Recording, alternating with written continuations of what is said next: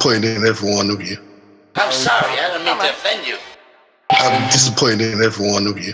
I kiss you on the mouth. No, I'm not cool with that. I'm sorry. One more time. I'm disappointed in every one of you. I mean, I'm dealing with degenerate animals. I'm disappointed in every one of you. Disappointed in every one of you. All right, come on. Honestly, I can't do it no more.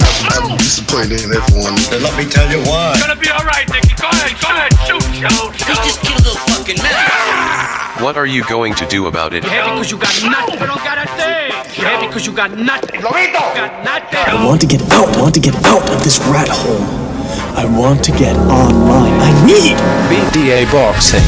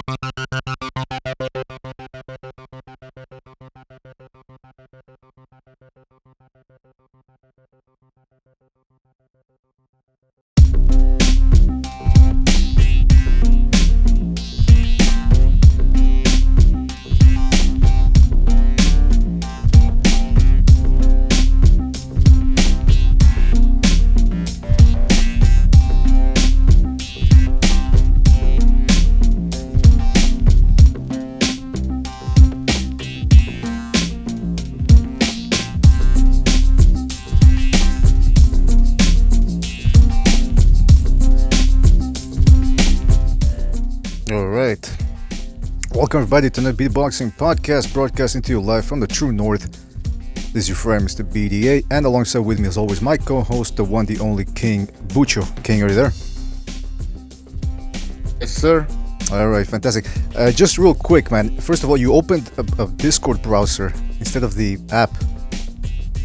And then you put that source on Google. Anyway, long story short, if you wanna talk in private on the Discord, you go on the BDA on the one with the white logo. No, I just send you. I just right click your name. I'll take care of it. Don't worry. All right. Listen, fellas. Before we get down to the fun, there's a lot to talk about today. Wanna tell you guys to please join the BDA Twitter page. That's where Bucho sends out a bunch of tidbits and news and funny memes, so check that out. Also join the Discord group if you like the BDA chat room and you like the conversation that goes on in there. Go ahead and join it. It's like the great thing about the Discord group is that it's not dependent on the show. So if you want to talk between each other or with me or with Bucho whenever we drop by, there's a whole lot of fun going on there. It's 24/7. So go join the Discord group. Also, if you want to keep the gravy train rolling, don't forget to donate via the Super Chat, via PayPal, via Patreon. Or, what's the other one? Well, those are some of the avenues that you can donate. We do have a trivia show coming up. We have a lot of fun things planned, so if you want to contribute to those things, you can always donate. And if not, just continue liking the show, subscribing, spreading the BDA gospel, and, you know, we'll keep on growing. The BDA train never stops. Alright, so listen, before we continue, I want to give a shout out to everybody that's in the chat room at this moment. We got Shepherd of Sons, shout out to Shepherd of Sons, always keeping the law, the long arm of the law, the Shepherd of Sons, in the chat room. We got the Quags, Triple J, Rascal 222, a bunch of triples, man, what's going on? Sin Amosia, Barrier Boxing, Fight Scout Box, Endgame, David Abraham, Omnisurge Media, Black Lomachenko, Seamus Carey, Mr. E, who just joined the Discord. Many more to come, I'm sure. Thank you for joining us, fellas. Let's have a little fun here.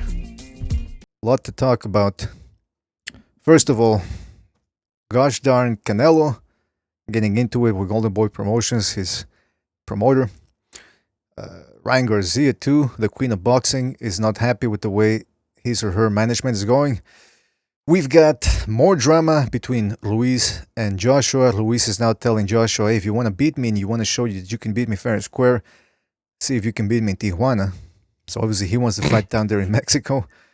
Carl Frampton having an accident. Yeah, go ahead. And then Joshua said, I'll fight you in Tijuana and you can have your uncle as a referee. Oh. But is that a racist statement, Bucho? Because he's making fun of, Mexicans. Everything's racist now. Everything's racist. Yeah, that's so, right. Absolutely. That's right.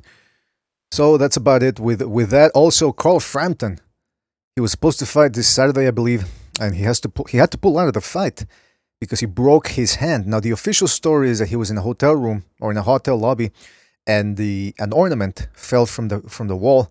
He struck his hand and broke it. And so now the fight is off. But a little bird told me, my sources are telling me that it was actually something else happened. Sexual mishap is the way somebody put it to me. That's right. Sexual shenanigans are going on, which might have resulted in that broken hand. We're waiting for confirmation. We're going to be opening up the phone lines later on. So if anybody wants to call and confirm or deny that story, we'll get into it. But Bucho, I think some sexual shenanigans were going on. A little tomfoolery. So? I don't know, man. Listen, I've heard when I was in California, I heard about things like that. When this, people start fisting, and next thing you know, you end up with a broken hand if you don't know what you're doing. That's what I heard.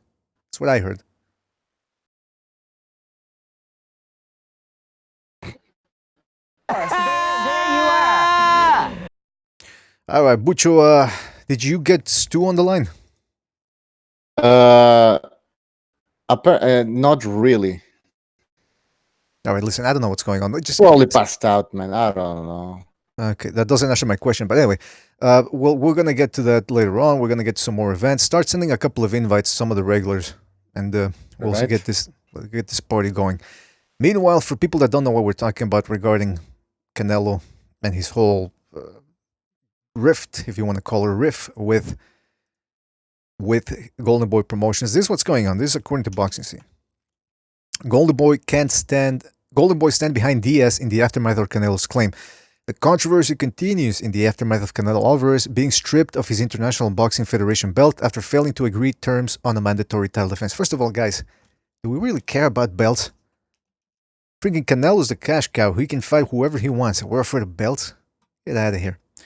Anyway, Canelo, who also holds the WBA belt and the WBC belt, was stripped of his IBF crown, blah, blah, blah, blah, blah, blah, after negotiations with a fight with Derevchenko fell through. When the decision came down on Thursday, Canelo's promoter De La Hoya was furious. We are extremely disappointed, De La Hoya said. But then shenanigans started going on. Canelo took to social media on Friday, claiming that he was unaware of the agreement that caused him to get stripped. And he said, I am very upset and ashamed, along with my fans, to have been unfairly stripped of my belt by the IBF. especially when I did not have the knowledge of the agreement that Golden Boy Promotions matchmaker had signed. So he's saying that the matchmaker, Robert Diaz, did not inform him of this. So now the lawyer is standing behind Robert Diaz and says, Robert Diaz is the best matchmaker in the business. Golden Boy Boxing has been the best top promoter for a reason. It's called loyalty, hard work, intelligence, and family, the lawyer stated. He didn't say he didn't mention cross-dressing. I guess that's not part of the equation. Robert Diaz did nothing wrong. Robert Diaz did nothing wrong. The IBF has been unfair to Canelo since he won the title in May. Oscar De La Hoya and I stand by Roberto 1,000%. So not just 100, 1,000. As you can see, a lot of drama going on. BDA invite me back to the call. Oh boy, what's going on here, Bucho? Hold on a second. What, did I get kicked out of the call myself, man? What's going on here? This is great. This is great. Hold on a second, fellas. I got a call Bucho here. He dropped out of the server. No, not decline. I'm gonna call him. All right. Are you the fellas there? Yeah, I don't know, man. This shit's a bit complicated. Oh, we have Cameron. Is he there? Hello, can you hear me, yeah? Fuck, mate, it's life, man. You only live once. Make the most of life. Enjoy it. Because everybody's got their weird fetishes, man. And mine just happens to be eating fucking ass. All right. Can you fellas still hear me? Yeah. Okay. See, Bucho, what happens is next time I'll call you and I'll start the call from all of this because I think it happened to me too last time. I started a conference call with, what's his name, with McGregor, and then I called Pete, and boom, I got kicked out of the room. I had to jump back in. Okay, but anyway, this is what's going on. First of all, Cameron, welcome back to the show. It's been a while since we had you on the show. A lot of shenanigans have been going on since you've taken a bit of hiatus. Yeah, man, I'm having a baby, man. So no more STD jokes in the chat. I'm legit having a baby, so yeah, I'm back. STD free. Well, wait a minute. How come we can't do any STD jokes even if you're having a baby? Like, what? All of a sudden, because you have a baby, you're immune to STDs? I'm STD free, bro. 100%. Always have, always will be. All right. I'll take your word. We'll take your word for it. Don't worry about it. All right. Here's the thing.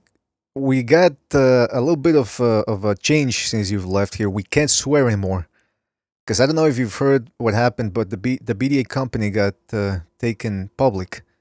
We took it public, and now we've got investors, we got shareholders and stockholders, and they're telling us there's a guy named Goldstein. I've been trying to get him on the phone too.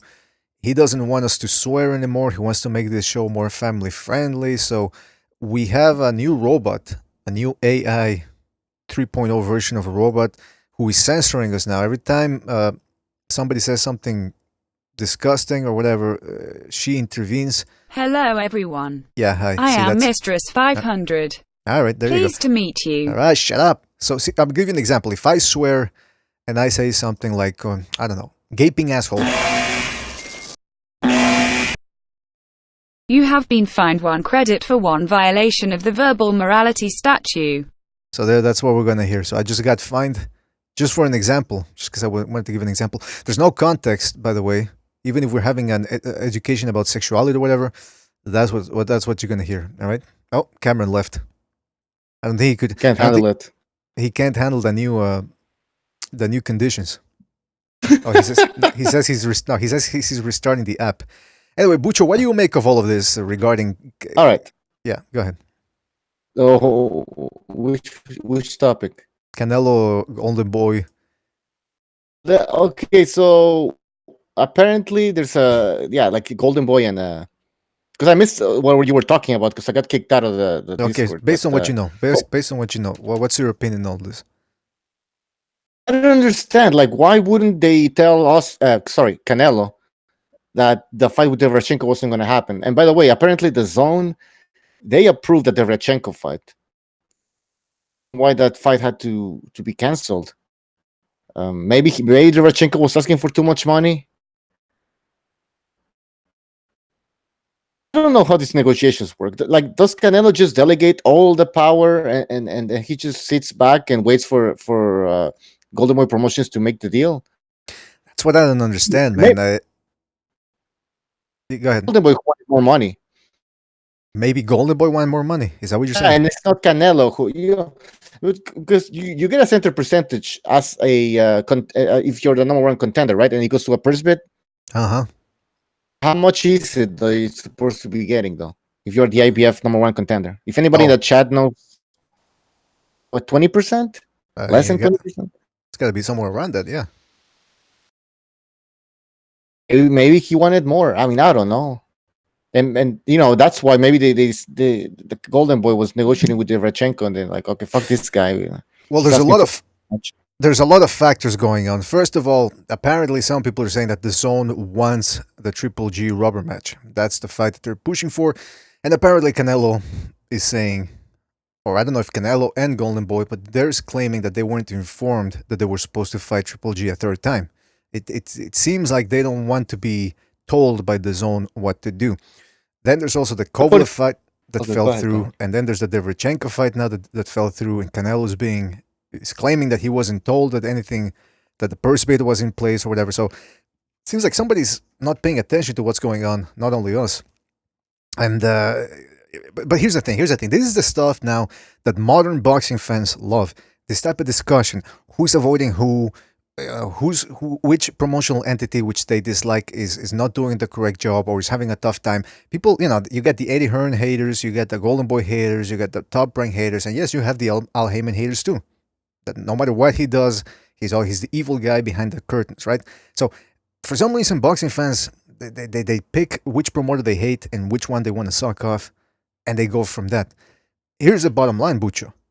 Do we really think Canelo is afraid of Derevchenko? I mean, he already fought Jacobs, and you saw Derevchenko's level, and he's a decent boxer. But he clearly, in my opinion, he lost that fight. He's a good boxer, but he's no threat or anything, man. So he's no boogeyman.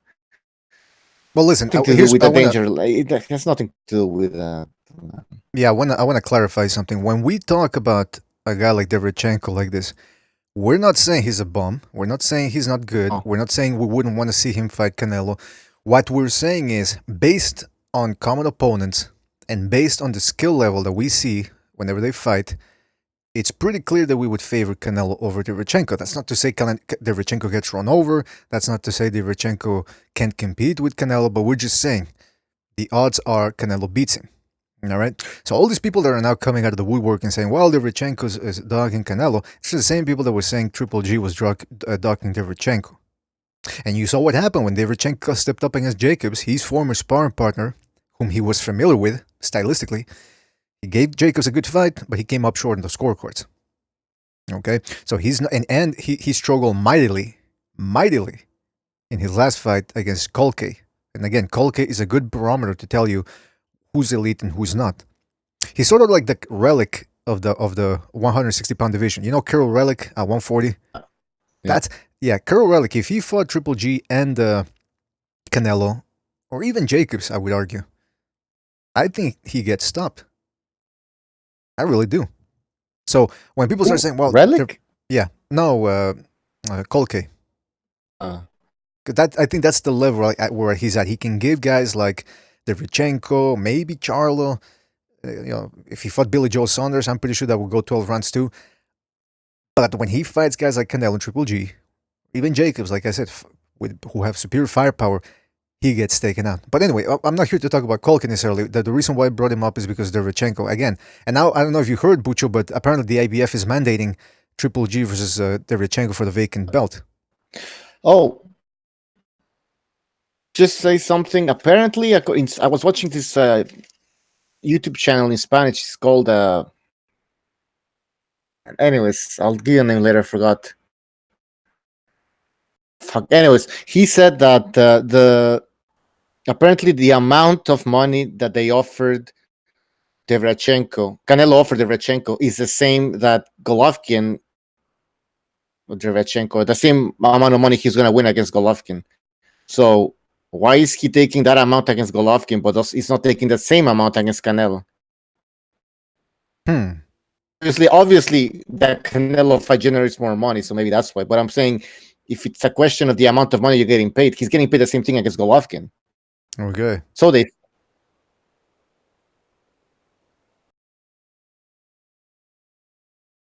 All right, Bucho, you cut off there. I can hear you. Fucking shit. Do I always cut off here? A little bit. Bit. So the amount of money that Derevchenko would acquire win against Derevchenko. Sorry, the amount of money Derevchenko would win against Golovkin is the same amount he would make against Canelo. So the question is, but that's the thing. We don't know who turned down the fight. Apparently, the Golden Boy never responded to the purse bid. That's what I'm reading. All right. So I don't know who's like I said. Why would Canelo avoid unless he's okay? Here's the argument that I'm reading. Let's go with one avenue of possibility. Some people say, well, Canelo's a diva and he wants easy fights now. Why would he want easy fights all of a sudden? He fought Golovkin. Just push to the side. That doesn't make sense at all. I know. Yeah.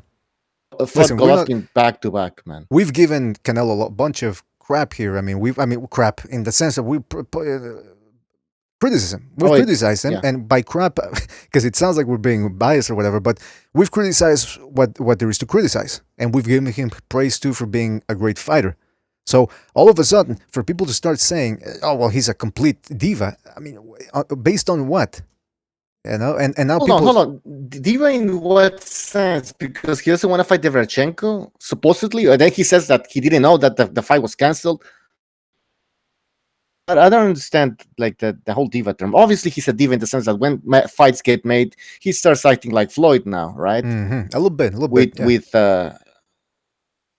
weight limits and us. I mean, and I don't know. Maybe he's choosing the gloves. I mean, who the fuck knows, right? Mm-hmm.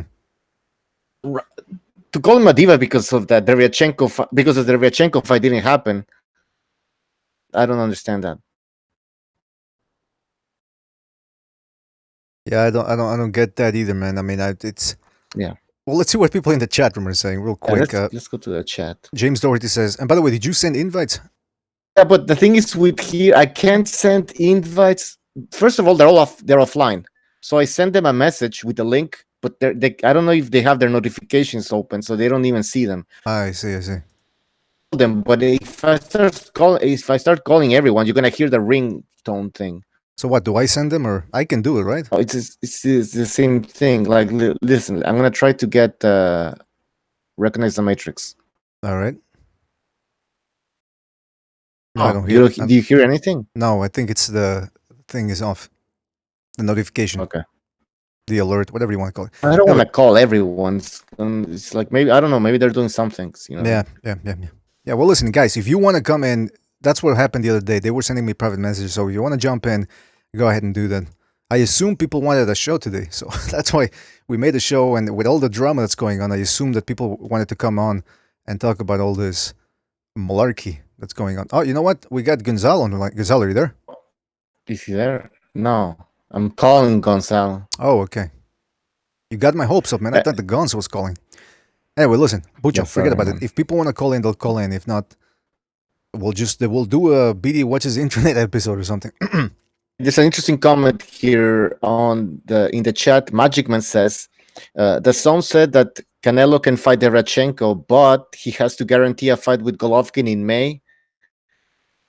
Did not want to fight Golovkin in May, and even said he would take less money. That's the thing. Canelo really doesn't want to fight Golovkin. I don't blame him. He's doing it out of spite. Because he really hates Golovkin, and he doesn't want to give him that payday. And he already has the win. That last fight, officially he won that fight. So he doesn't seem very interested in fighting Golovkin. The thing is, he's working with DAZN now. That's paying him that crazy amount of money. Well, that's the thing, though. That's the thing. Exactly. Now, some people are saying, well, it's DAZN's fault. They don't know what they're doing. Supposedly, some people are speculating that they got Canelo for this $300 million contract, and they didn't even specify in the contract that they would decide who he fights, which makes no sense because technically it's the promoter that tells the fighter whom he fights. And of course, I do think that the zone would have put some clause in there about them dictating which fights should get made. I'm pretty sure they can refuse certain fights. You know what I mean? It's like Canelo can say, "Hey, listen, I wanna fight this British dude that he just fought before last time. Remember that guy? What was his name again? Rocky Fielding. Rocky Fielding, and then he would take on, the guy that just fought the Charlo, and then he would take on Rolls. I mean, that's obviously that wouldn't happen. But also, you have to think though, it's if the zone is paying him all this money, what did Canelo think was going to happen? They think that they were going to let him fight whoever he wants. Like, who does he want to fight? I don't understand. Supposedly there were rumors that he wanted to fight Kovalev. That fight fell through. But it makes you wonder though, why would he want to fight Kovalev, which is a very dangerous fight? I don't know why people are saying it's an easy fight and Canelo stops him. There's that fight, and then there's the third Triple G fight, which is just as dangerous, or even a little less dangerous, because he's already been there against Triple G. You know what I mean? So the unknown for me in this scenario would be even more dangerous. So maybe, like you said, it's just out of spite. He doesn't want to fight Triple G again. He knows he's the cash cow, Canelo does, and he knows that by giving Triple G a third fight, he puts himself at risk of losing the fight and losing his advantage over Triple G, because there is some tension there between the two of them. And I don't think he wants to give him the paydays either. He doesn't. And it's funny because he's one of those type of boxers that, act like they have a lot of pride, their fans, and that, he listens to his fans. Listening to the fans right now. Canelo is not listening to his fans because we want a third Golovkin fight, or we want him to fight Andrade, or maybe challenge himself at 168 against a decent opponent. So he's really not listening to the fans. And I hate these fucking boxers. Like, they always, I do it for my fans. I do it for my fans. And then when they're put in a corner and they don't want to do what the fans want, they start, and going with like, well, it's my life. I'm in control. Nobody's in the ring in there with besides myself. And they start playing this other fucking shitty narrative. Either you want what the fans want, and you want the money, because with the fans, we are the ones that are paying, right? So either you listen to the fans or you do something else. But then don't start complaining when the fucking fans turn against you and you're not making fucking money. You have been fined 1 credit for 1 violation of the verbal morality statute. Bucho, great points. You were doing very well until you started cursing. Sorry. Well, don't apologize to me. I don't agree with any of this, but listen, but you made some great points, and we've talked about this ad nauseum on this show about how these fighters, especially Tevin Farmer, for example, recently, he starts badmouthing the fans, and you're thinking, hey, what the hell are you doing? Who do you think is paying you? Who do you think is paying you? Yeah, it's the promoter, but the promoter pays you based on how many butts you can put on the seat. And even in Philadelphia, Tevin Farmer is not exactly selling out the venue. Take away Tevin Farmer from the sport. Nobody's going to give a fuck. I mean, nobody's going to be like, oh shit, Tevin Farmer's no longer. Like, let's say he retires tomorrow, man. Mm-hmm. Boxer, speed, and he likes power, whatever. But like, he retires. Nobody's going to be like, oh shit, we never. Like, of course, we want to see the Tevin Farmer fight against. But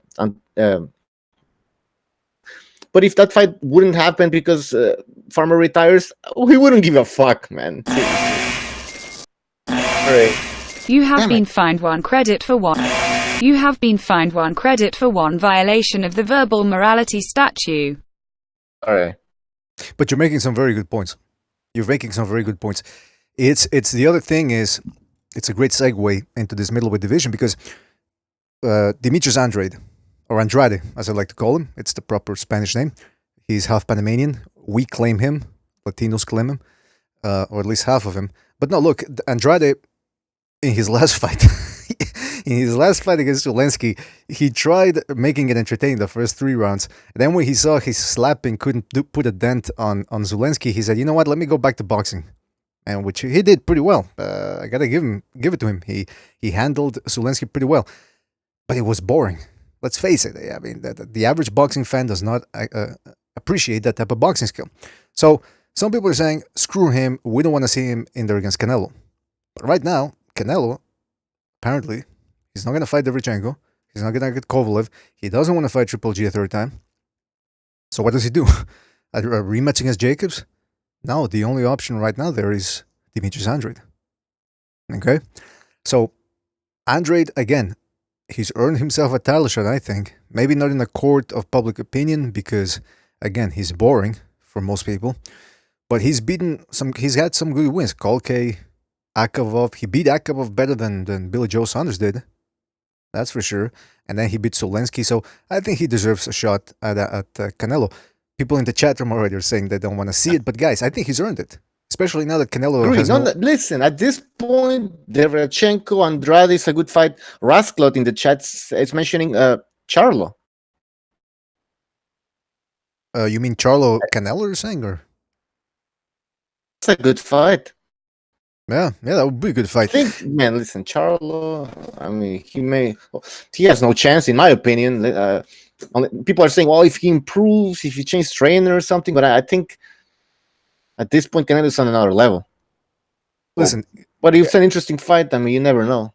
Canelo, I mean, Charlo by himself can't do much. I mean, forget about putting him on pay-per-view. The guy, nobody knows, nobody outside of boxing knows who he is. But you put him in there with Canelo, all of a sudden that dynamic of two strong middleweights, two young strong middleweights.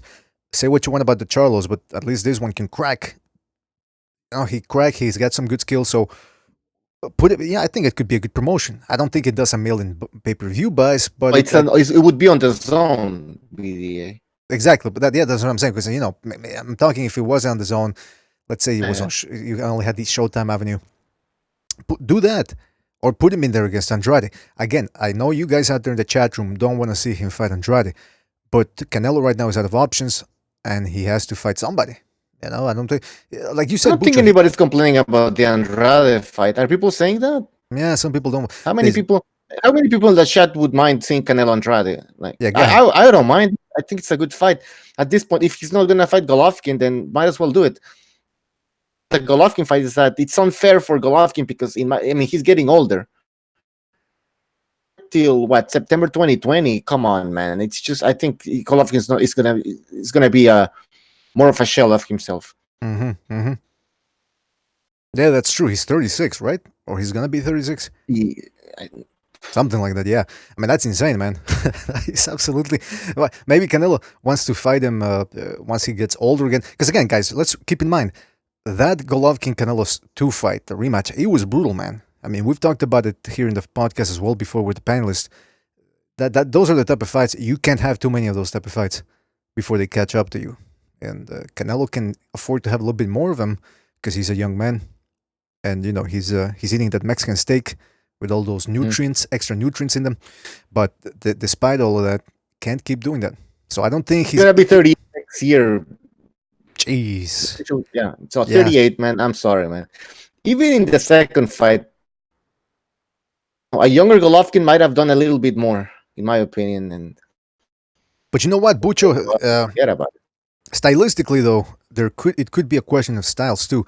Because remember, every time Marquez would fight Pacquiao, he was always 2 years older, 4 years older, and he was always doing well against Pacquiao. He was always. No, don't get me wrong. The style is, of course, and even in that first fight, you remember Canelo? There were many moments where he had his back on the ropes, just standing there looking at Canelo, and he didn't really know how to get in there, and then Canelo would feint or throw a hook, whatever, and then you would see Golovkin just back up.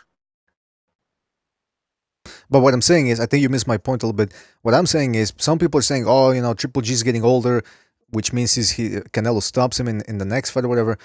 But what I'm saying is, remember Marquez Pacquiao, that fight took place, the first one took place in 2004. By the time they fought again in 2008, people were saying, oh, Marquez had been looking a little bit more vulnerable because he'd been slugging it out more than usual.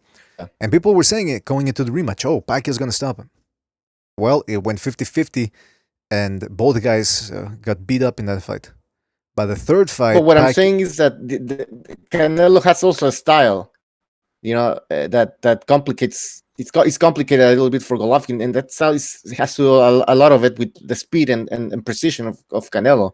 Right. And what I'm saying is a younger Golovkin may have dealt with those Canelo attributes a little bit better. Maybe, maybe, absolutely. You know what I mean? Absolutely, but I still think I don't think he necessarily stops Golovkin in the third fight. If Canelo fights from the outside like he did the first time, I still think that's a winnable fight for Golovkin. Actually, at this point, I think that would be better for Golovkin. if they slug it out, that's actually more detrimental to Golovkin because of the age factor. But it's still, it's still Canelo standing in front of a huge puncher. So I don't buy that. I'm not convinced that Canelo stops him. Canelo cannot. I don't think either guy can stop each other. I mean, we saw that Canelo in the 10th round against Golovkin in that second fight, that he almost went down. I mean, if there was a moment where Canelo should have gone down, it was in that 10th round. Down. So I don't see any. I mean, of course, anything happened, but I think it's very unlikely. That was a moment for Canelo to go down. Yeah. Absolutely. If Golovkin takes a different approach and more, boxing from the outside, which he tried to do a little bit in the second fight, but if he implements that to like a full extent, like really trying to box from the outside, the decision, anyways. That's really the problem with Golovkin at this point, is he's still doing the same old stuff. We saw that against Rolls.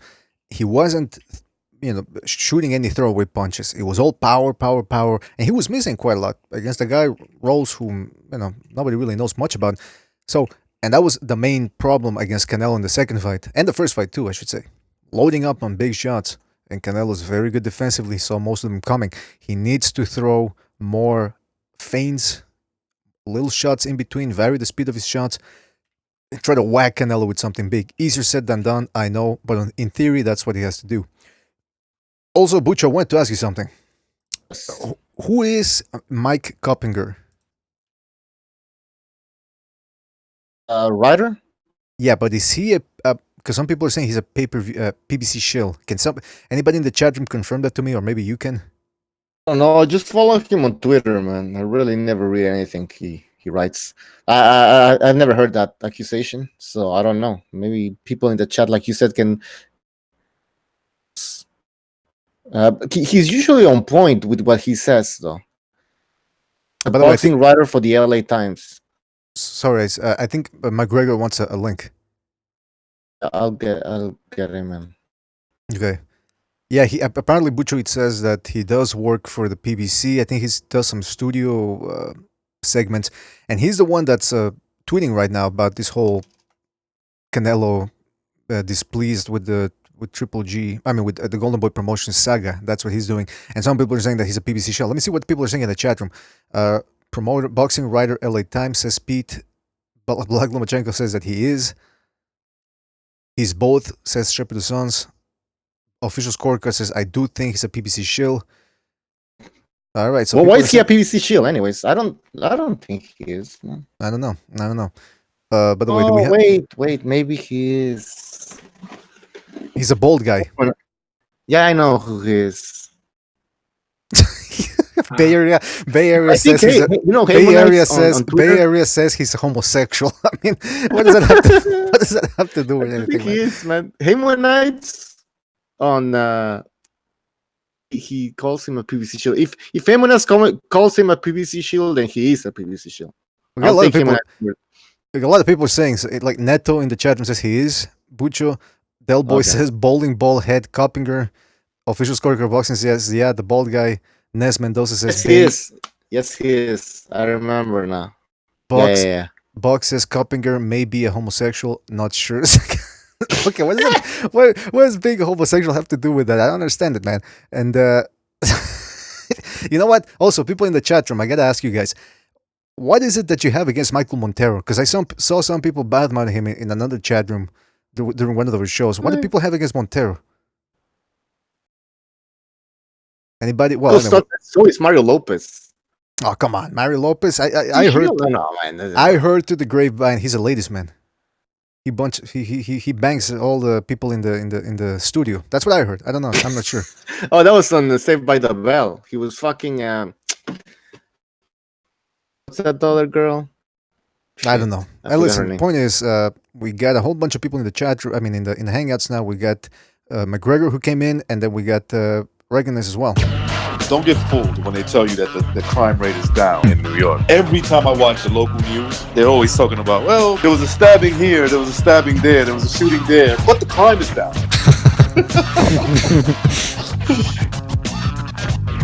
All right, so we got McGregor and Recognized on the line. McGregor, first of all, I know you're in the know you're always on. Well, I don't know if you're always on Twitter, but I think you know more about us than about these writers. Is Mike Coppinger? That's what people are saying. Is he a PBC shill? He's a PBC show. Yeah, absolutely, man. That's all he talks about. But I think what this makes him? man has a bigger addiction to like black fighters than Sean Newton. Oh, wait a minute. See, that's what. Okay, so far, people, our listeners, for some reason, they don't like Montero, they dislike Sean Newton, and they dislike Mike Coppinger. Now, can you give us a little bit of context here? What is it that makes Mike Coppinger a PBC shill? He writes about only PBC fighters, and when he writes about anyone else, he writes about them in negative context. When he writes about PBC fighters, it's as though he's writing a glowing review for Weave Salons or something. Like, it's almost as like he's one of that guy. He's like that guy that you pay on Yelp to give your like company a good review. Mm-hmm. So that's why. All right. Well, let me tell you this. I'm on his Twitter page now. I'm putting it up there up on the screen. There's a photo of him in between the Charlos, and he's sitting there in the middle. This Charlo on the right is looking at the camera with a look that says, "Oh, it's going down. It's going down right now. This white boy gonna get it for sure." So, I think maybe what people say about him being a homo might have something to do with it. But I'm looking at his picture. My gaydar is not going off. I mean, he's a well-dressed individual. He's bald, which is usually a. I mean, I don't know. What you guys recognize? What do you think? I don't know. Everything I've heard. Can you hear me? Yeah, we can hear you. All right, cool. Everything I've heard of Coppinger, he's never really followed his work, so I can't say for sure. But I've heard that accusation that he's like a PBC shill. He talks bad about everybody else except the PBC, etc. So in fairness, I don't really know because I don't follow his work. He could be because when you add holy shit, all right, sorry about that. That's Bucho's ring. That's Bucho's ringtone. No, that's Bucho. It's a new donation alert, and it's way too freaking loud, man. Bucho, what's I'll fix it. Yeah, please. That's my mating call, man. I love it. All right, hold on a second. Before we get to what Recognize was saying, sorry about the Recognize. Gonzalo just donated. He says the Canelo versus Andrade fight is a unification fight that needs to happen now. Plus, we want to see if Andrade is as good as he claims, and if Canelo can. Craig, hold on a second. And if Canelo learn how to beat that type of style since the Mayweather and Lara fights. That's a good point, Gonzalo. That's a good point. That's a fight that I would want to see. It wouldn't be as entertaining as a Triple G rubber match, but it would be a good fight to see where Canelo is at and where Andrade is at. So shout out to Gonzalo for that contribution. Sorry about that, Recognize. What were you saying about Coppinger, about him being a PBC shill? Well, I mean, it's possible is what I'm saying, that he could be. Because, once you add, like, writers into your, let's say you only do interviews with them. Well, what do you think he's going to do?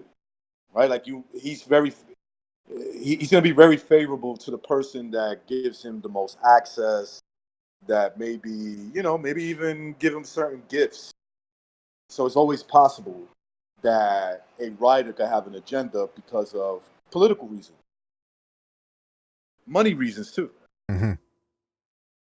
Yeah, I mean, it's whenever you see a guy getting like even a guy, one of my favorite writers, Steve Kim, he gets a lot of access to Top Rank and K2 promotions, or who is it that promotes Golovkin, Tom Loeffler.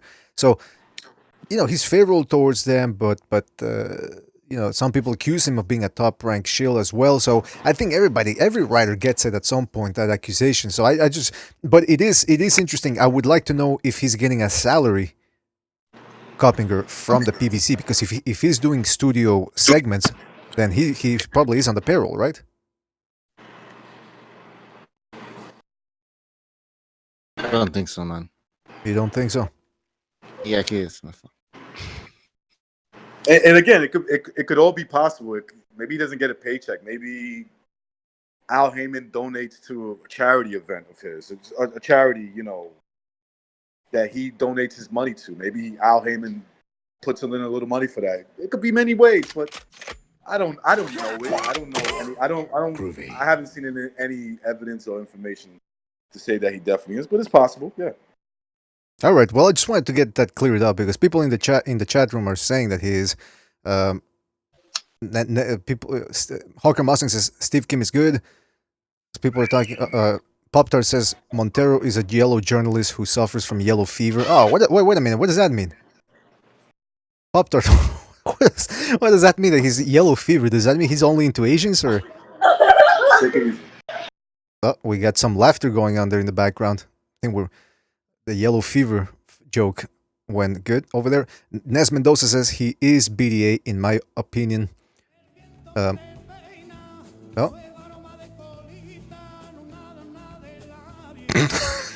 Okay. Official Boxing Scorecard just donated via the super chat. Shout out to Official Scorecard Boxing Breakdowns. Check out his channel as well. Official says, let's hear it, Bucho. That wasn't the other alert that Bucho that's did. the new one. That's a that's one tribute to the last caller, the drunk guy, Jesus there. Hey, how come you didn't do one for Javier, though? Javier? Oh, yeah. Yeah, of course, Javier. Come on. Yeah, I'll do one for Javier too, man. Were they both drunk? Oh, yeah. They were both. Yeah, they were both drunk. You think so? Javier was drunk too, man. Yeah, Javier said He didn't really sound Mexican. He sounded a little bit like Puerto Rican, but I don't know. Yeah, he That's sounded just like a Puerto Rican Mexican. I don't know if I really believe him. By the way, somebody said last show, I forget who it was, but they said that Jesus sounded like Brandon Rios. And it's true. He was accusing me of not being Mexican. He was accusing Recognize and Javier of not being Mexican. But when he would speak Spanish like Brandon Rios. Like, instead of saying ¿Cuál es tu nombre?, he would say ¿Qué es tu nombre? You know, I was about to tell you, man. This guy doesn't even speak Spanish. He's like, I think Javier was saying he's El Salvadorian. He thought that I think he said he thought Jesus was El Salvadorian. Well, look, listen, he was drunk. To his credit, he was drunk. So, man. Yeah. And somebody else in the chat room said, not in the chat room, in the comment section, sorry, said, oh, BDA, you were a little bit rough on him. And I'm thinking, well, you call him drunk. What do you expect? You think we're going to handle you with gigs gloves? Come on, man. Dude, you know you got to go back to that show. And when his Susan say, right, am I right? I kept saying that. It's so funny, man. Am I right? I should put that in the donation alert. Yeah, you should. Anyway. Am I right? Yeah, what a fucking. I mean, it was a good show. I was very tired that day, man. I woken up pretty early, and then the next day I had to go to an APAC meeting. So I was very tired, and he saved. Listen, Jesus. Doing that APAC meetings? What are you doing? Like that? Well, you know, I'll get into that later on. But Jesus really did. Hey, let's open the phone lines, man. Okay, you open them. You open it. I mean, did you set everything up, or do I just click on it? Oh yeah, 2 minutes, and then you can. All right, so you guys keep talking then. I've talked enough. 5 minutes Turkish. You guys keep talking. I've talked enough. If any of you want to keep commenting on the Canelo saga with Golden Boy. Hear what McGregor and about Canelo. Right. This whole situation. Where is it going? What do you think about this? Are you pissed off? Do you give a fuck? No. Is he? Go ahead, McGregor. Go ahead. Yeah, sure. I don't care. Like it doesn't matter. It's Canelo. He can have no belts. He can have all the belts. He's gonna make more than the way the division combined. Yep. It doesn't really matter. That's the honest truth at this stage. Is he pissed off about the IBF situation? He probably is. I don't think he really gives a shit about a belt when he threw another belt as franchise champion. I don't think he cares about that. I don't know why they didn't fight Sergey Derevyanchenko. Seems like a straight fight. Now he has to go fight Andrade. Maybe that's why he doesn't like it, because stylistically Andrade's a bad matchup. Whereas Derevyanchenko's in the pocket getting called. So, yeah, I don't know. I don't really give a shit. Maybe he doesn't like fighting guys. Maybe he just doesn't like fighting guys like that. Like he knows it's not gonna be fan friendly. Like listen, you got to give Canelo credit. he does want to fight those, the fights that we talk about, those fan-friendly fights where it's like going in, it looks like it's going to be a war. Maybe maybe that has to do with also it favors him. It favors him being an excellent counterpuncher and all that. But maybe it could be something like that. Maybe he doesn't like this whole perception of him being the franchise WBC champion and like he's being protected. He doesn't give a fuck. Yeah, it could be. Maybe he doesn't give a fuck, but also maybe he just doesn't like the way De La Hoya is doing his job. It's making him look, bad, so to speak. And he doesn't. He's conscious of what people think about him. Well, recognize. Let me ask you a question. Would you like the idea of your promoter being able to get nose candy and extra special spatulas off your heart? Say that again. Would you like your promoter to be able to get extra special nose candy and, extra reinforced spatulas based off of your hard work? I wouldn't care what he does with it. But yeah. I'd care, man. If I'm going in there and I'm throwing punches and taking punches to the head, and I know some guy is pogo sticking himself in the bedroom, be going mad. He's pogo sticking himself, yeah. I mean, look, man. Maybe there is. Maybe he's like, listen, man, I don't like this. I'm tired of working with this fruity promoter. It could be a little bit of everything, but Canelo, I can't see where he's complaining too much. He's the highest paid boxer right now that I'm aware of, right? Like per fight. He's the highest I'm just paid gonna guy. go in. I'll go in. Dude's a diva. He's a diva. He's an emotional diva. We all know this. Like, if he's coming out and complaining that he's being stripped of a belt when he makes all this money, he has nearly every woman in Mexico who isn't racist against Ginger's interest. He has, like, an entire different fan base going. The dude is the #1 commercial athlete in sports, right? That's the first thing. And he's complaining the IBF stripped him and his promoter ain't doing his job correct when he's the highest paid athlete in the entire sport. Like, come on now. When you you think about guys like Jose Ramirez, who's just unified, is making what 100th of the money Canelo is per fight, and he's complaining his promoter isn't doing his job. Like, maybe Oscar could do better. Maybe different fights could be made to suit Canelo, but that's the whole thing. That's why Canelo's complaining, because he's not getting what he wants, exactly what he wants. And in the world of boxing, you don't get exactly what you want, how it should be all of the time. We're the fans. We know that more than anybody. We don't get anything we want all year. And this guy's complaining, I didn't get exactly what I wanted from Oscar. My daddy didn't treat me good. Oh, shut up. Just fight someone. People will literally kill a whole country to be in the spot where he's at. I would. I'm telling you. I mean, who wouldn't? Like, the guy's making over $30 million a fight. Recognize. Would Sure. you kill? You said you and McGregor said you would both kill for the money he's making. Would you kill like just clean cut style, or would you go all out African militia style and like chop a bunch of titties off and have a bunch of child soldiers in there? Nah, seriously, man. Wow. How would you kill? Allah Akbar style.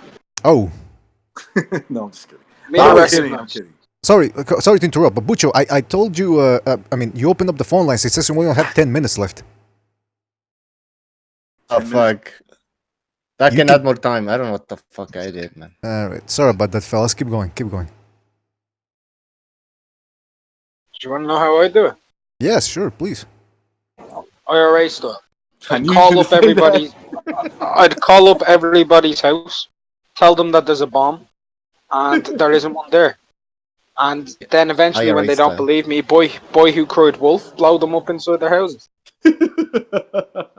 See, and don't joke about the IRA. No, hold on there, Booch. Don't even go. Remember, Iraq is just IRA with a Q at the end. If the IRA did 9/11, they would have escaped.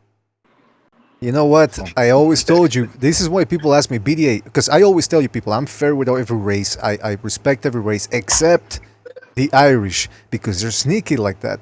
They're explosive. They're very explosive. And so, no, yeah. Yeah, I know. By the way, Pop Tart says that Canelo needs his clitoris circumcised. Oh, come on. I mean, Yeah, that's pop time, boy. no, but seriously, Listen, like I don't understand. Like, why wouldn't Canelo want to fight Derevchenko? I really think it's Golden Boy who fucked it up, though. Yeah, it could have been. Canelo. It could have Yeah, been Golden Boy. do you think Canelo gives a fuck at this point? He just fought Jacobs. And Jacobs. You see, that fight's now going to Golovkin. Oh, it seems that way, right? It seems like Golovkin's going to fight Derevchenko for that vacant IBF belt. It's like he's probably looking at it. Look, I don't know if that's the beef. I'm just going to assume he's probably looking at it. Wait a second, I could have fought this dude. What the fuck is the problem? that's a good point. That's a more exactly. That's a more fan friendlier fight, right? Yeah. Right. And Oh, that's a good one. I had to throw that in there. I had to do that at least. But yeah, motherfucker. Listen, motherfucker. By the way, we got the Irish music in the background in honor of Canelo and McGregor. Absolutely, man. Ginger's maiden.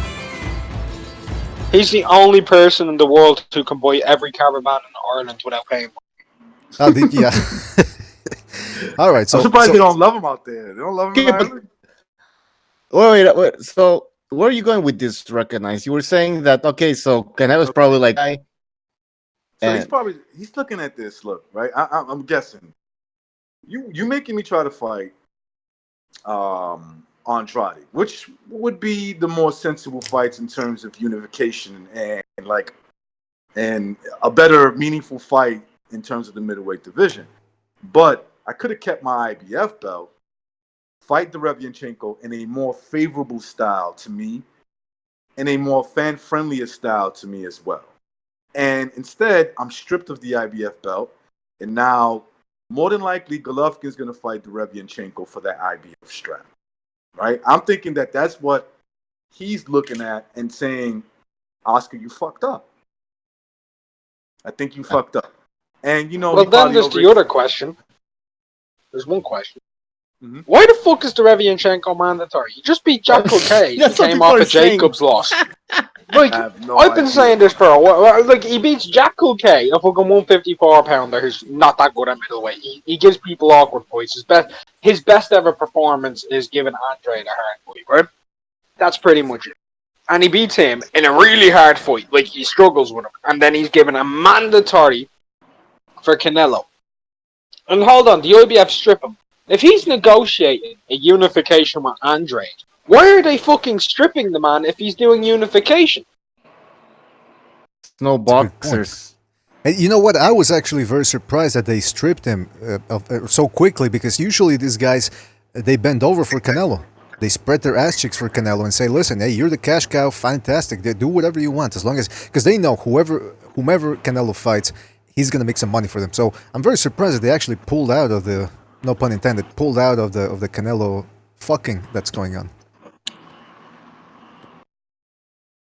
Look at the IBF middleweight rankings. These are the latest IBF rankings from their own website. Oh, don't, please. Number 1. Number 3 is Golovkin. Well, hold on. You cut Number off. 4 is... Butcher, you cut off. Derevchenko 1. 2 is vacant. 3, Golovkin. 4, it's some Polish guy. Shiremera? What? Oh, Mera. Ceramida. How does that? Maybe somebody has, probably. And then number 5, Jacobs. So those are the top 5. Who's 6, 7, 8, 9, and 10? 6, some German guy. Wojcicki, some Polish name he has. Number 7 is Falcao from Brazil. I mean, I don't know. Just going on. This doesn't make sense. Wait a minute. Stephen Butler, the Canadian guy from Montreal, he's number 8 on the IBF? This is the guy. It doesn't matter how good you are, right? Here's the truth. If you're with somebody who's willing to pay you a little bit of money for you to get a rank, you're set. You're a top 10 player.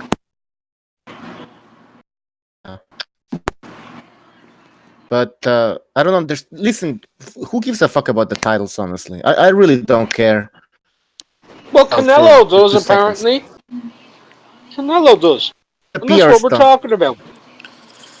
Yeah, he's We're faking talking it. about Canelo crying to his fans. Yeah, he's crying. It's fake. Yeah, he's faking. true. It's true. Why is he crying to his fans, man? Listen, you call the shots. It's like Mel Gibson said in Braveheart when he was talking to the nobles, the Scottish nobles. He goes, "You people think your titles give you, the standing." He says, "No, the man makes the title," and it's true here. It's not Canelo doesn't need the IBF belt. Who cares about the IBF belt? They're all a bunch of snake suckers. That's what they are, a bunch of hucksters. So I don't understand what the problem is. I'm pretty sure Canelo's pissed off because he lost that September date. Yeah, I mean, that's probably. that's embarrassing, man. He's supposed to be fighting in in September, right? I mean, that's a maybe he was training for a Derevianchenko. Next thing you know, he's getting stripped. Yeah, that's true. Like maybe maybe he's not officially saying he's training for him, but like secretly, like I'm getting ready. I go to the gym. I'm keeping myself warmed up so I can have that September date. I don't think I really need that hard of a training camp to beat Derevianchenko, just a decent one. And, fucked up his plans. That's a good point. We don't know exactly. Yeah, because his story is, his side of the story is that he wasn't told about the Derevianchenko situation with the IBF. Right. Now think about it for him. He can't be, Canelo cannot be complaining about money, fame, because he got that. So there could only be that, when you're dealing with guys that are that successful, details matter. If you don't tell them certain things, I'm not sticking up for Canelo, but if you put one over them without like consulting with them, they might get pissed off, right? I mean, it can't be the money because the Oscar De La Hoya did a great job with that. So that's not the case. So it's got to be that he felt like he wasn't included when De La Hoya decided, like, we're not going to fight Derevianchenko, so take the IBF. Yeah, but listen, nobody wants his ginger ass sitting there in the negotiations with his high-pitched voice. ¿Con quién me voy a pelear ahora? Shut up. You do the fighting, they do the negotiating, man, all right? I don't understand why he's pissed off. I understand because they fucked up, man. He probably wanted to fight Derevianchenko. All right, well, now maybe... Boy was too greedy. Maybe Golden Boy was greedy as fuck and they wanted more money and Derevianchenko said no. That's a good point. See that? Now though, hey, they can make the Andrade fight, which is an in-house fight. It's in... with the zone, right? Yeah, the zone. It's in-house with the zone. It's a network fight. It's a network. It's a classic network. Just fucking do it. And by the way, we got Thunderdome's in the chat room. Shout out to Thunderdome. I was listening to his stream the other day when he was streaming on his new channel. I think they lifted the ban, right, from his channel, the PBZ. I think so. It was only a 1-week ban apparently. Shout out to Thunderdome. But yeah, the Andrade fight. And hey, listen, there's a silver lining. There's a silver lining to this Demetrius Andrade fight. We get to see another Panamanian get a shot at a world title and at greatness. Yeah, he's Panamanian, right? His last name is Andrade. Get the fuck out of here. It's Andrade. Yeah, it's Andrade. It is Andrade. Yes, I know plenty of black Panamanians that their last names are Andrade, spelled the same way.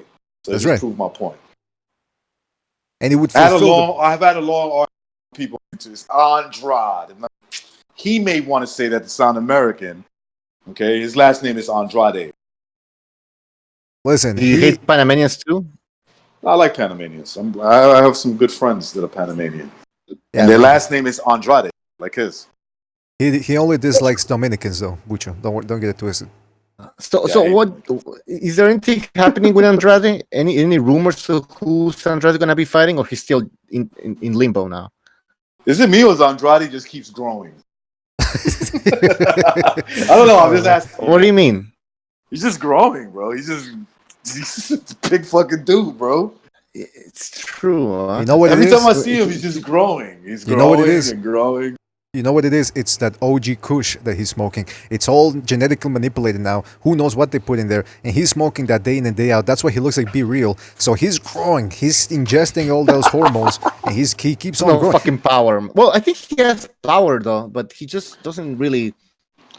sit on his punches properly. Like, because you know when he went on Suleki in that first round, man. He's got power, but against lower level guys, against guys like Jacobs, even a guy like African Colke, guy. Yeah, he won't. He's a slapper. That's why I told you guys he's like the Tevin Farmer of the 160-pound division. That's what it is. That sucks. Actually, I think Tevin Farmer is better defensively than Andrade. What do you think about that? Who's better than Andrade? Defensively, I think you need to lay off the Bible. I think you need to lay off the fucking Bible. First of all, that's not going to happen. Second of all, you're telling me Tevin Farmer is not at least flashier when it comes to defense than Demetrius Andrade? I don't know. Watch that fight against that French guy. Being flashy and being effective is different. Okay, but hold on a It's second. not extremely effective. He still gets landed on a lot. Yeah. But Tevin Farmer Watch that makes fight it. against the French guy. Tevin Farmer makes it interesting by standing in front of his opponents. Andrade is a bit. Like the zone now. I think that's true. All man. over fucking Burmas. Oh, Bucho, man, the language, it's coming now, man. You have been fined 1 credit for 1 violation of the verbal morality statute. Come on, man. What did I tell you? What did I tell you? What did I tell you? Why you gotta use all this Wait, kind of language, huh? we can get fined for bad language? Yeah, well, but I didn't even YouTube. say that. I didn't finish my sentence. Anyways, You don't even have to finish it. It's the thought that you even they thought have- about it. That's right. it's like that movie there. Thought crimes. Like if somebody They knew know what the I was crime- thinking right now, if somebody knew what I was thinking right now, I'd be locked up. Many charges right now. I don't even want to tell you. Multiple rape charges. That too. I think some of that would be. Multiple midget rapes. Hey, listen, the point is, I saw this one little midget. I said, Oh man. I like how Bucho, by the way, I like how Bucho goes, oh, it's like that movie. And then he just stops. Why? Which movie? We don't know what the fuck you're talking about, man. Man, I don't have a good memory. It's like, Oh, come on, that's because I swore. Speak of the devil. Oh, come on. It's because- Speak of the devil. Yeah. BDA. Yes. Wanna talk about Andy Ruiz and Josh now? Because I'm Actually- getting tired of the Canelo. Actually, first of all, I want to talk about, what's his name? Ryan Garcia. Yeah, he's not. Canelo's not the only one. He's not doing so well. Was that? He's not doing so well. No, he's not, man. He's not. Listen, Canelo's not the only one that's got some trouble with his promotional entity. Ryan Garcia, the fabulous queen of boxing, is having some problems too. By the way, do you think Garcia identifies as a cis male or as a woman or? I don't know what he does, to be honest with you, but I think he identifies. I think he identifies as the woman in the store who says, "Can I speak to the manager, please?" Anyway. I just have a feeling he's being taken advantage of. Do you understand what I'm? Oh, come on. I'm just saying, man. I wouldn't be surprised. Like, he's got to come in. He's got to come. He's got to come into Delaware off for sure. All right, so we. So what's happening with the queen? Slick back his hair. All right. And he's probably saying, Oh, man. Oscar, why do I always have to come in like? Oh man. No, this is not What on right. earth is on the screen right now, man? Oh my god. Mate, he looks like Shawn Mendes had a nervous breakdown. I don't know who Shawn Mendes is, but He's another gay Mexican singer. Another? How many are there, man? What's going on here? Okay, so let's get to... Hold on, let me read a couple of comments from the chat room. Hawker Mustang says, use the correct pronouns, BDA Boxing. Yeah, you're right, I'm sorry. Del Boy says, Ryan Garcia has 100% been molested by Oscar De La Hoya. Yeah, I'm thinking so too, man. Nes Mendoza says, Ryan is so gay. Bay Area says, Ryan Garcia gets sodomized by Canelo. Saint Brit says, Oscar is molesting him. 1-2 Kid says, he looks like Superboy. Buck says, he looks like a young Mr. BDA. First of all, I still look like that. Don't get it twisted. Nes Mendoza says... he looks exactly like that. God. That's right. Thunderdome says he's Oscar's twink. Yeah, that's what I was thinking. Man used the word twink. Twink. His little come here, Twinkie. He looks like that one guy. He looks like that one guy who looks up looking for military men in your area on Craigslist. Oh Jesus Christ! Looking for bears in the Lower California area. All right, listen. So here's what's going on with Ryan Garcia. Local twink looking for otter. A local twink looking for a good fisting. All right, listen. Here's what we got about Ryan Garcia. All right. He's saying he's not pleased with Golden Boy's plan for his return. Unbeaten lightweight prospect Ryan Garcia is the latest to come out swinging against the Los Angeles-based promotional outfit, the soon-to-be 21. Oh, he's only 21. That's why all this molesting is happening. Yeah. All these old gay guys are after him. He's young flesh for them. The wildly popular Mexican, blah blah blah. He says, deeper down, the significance came down for.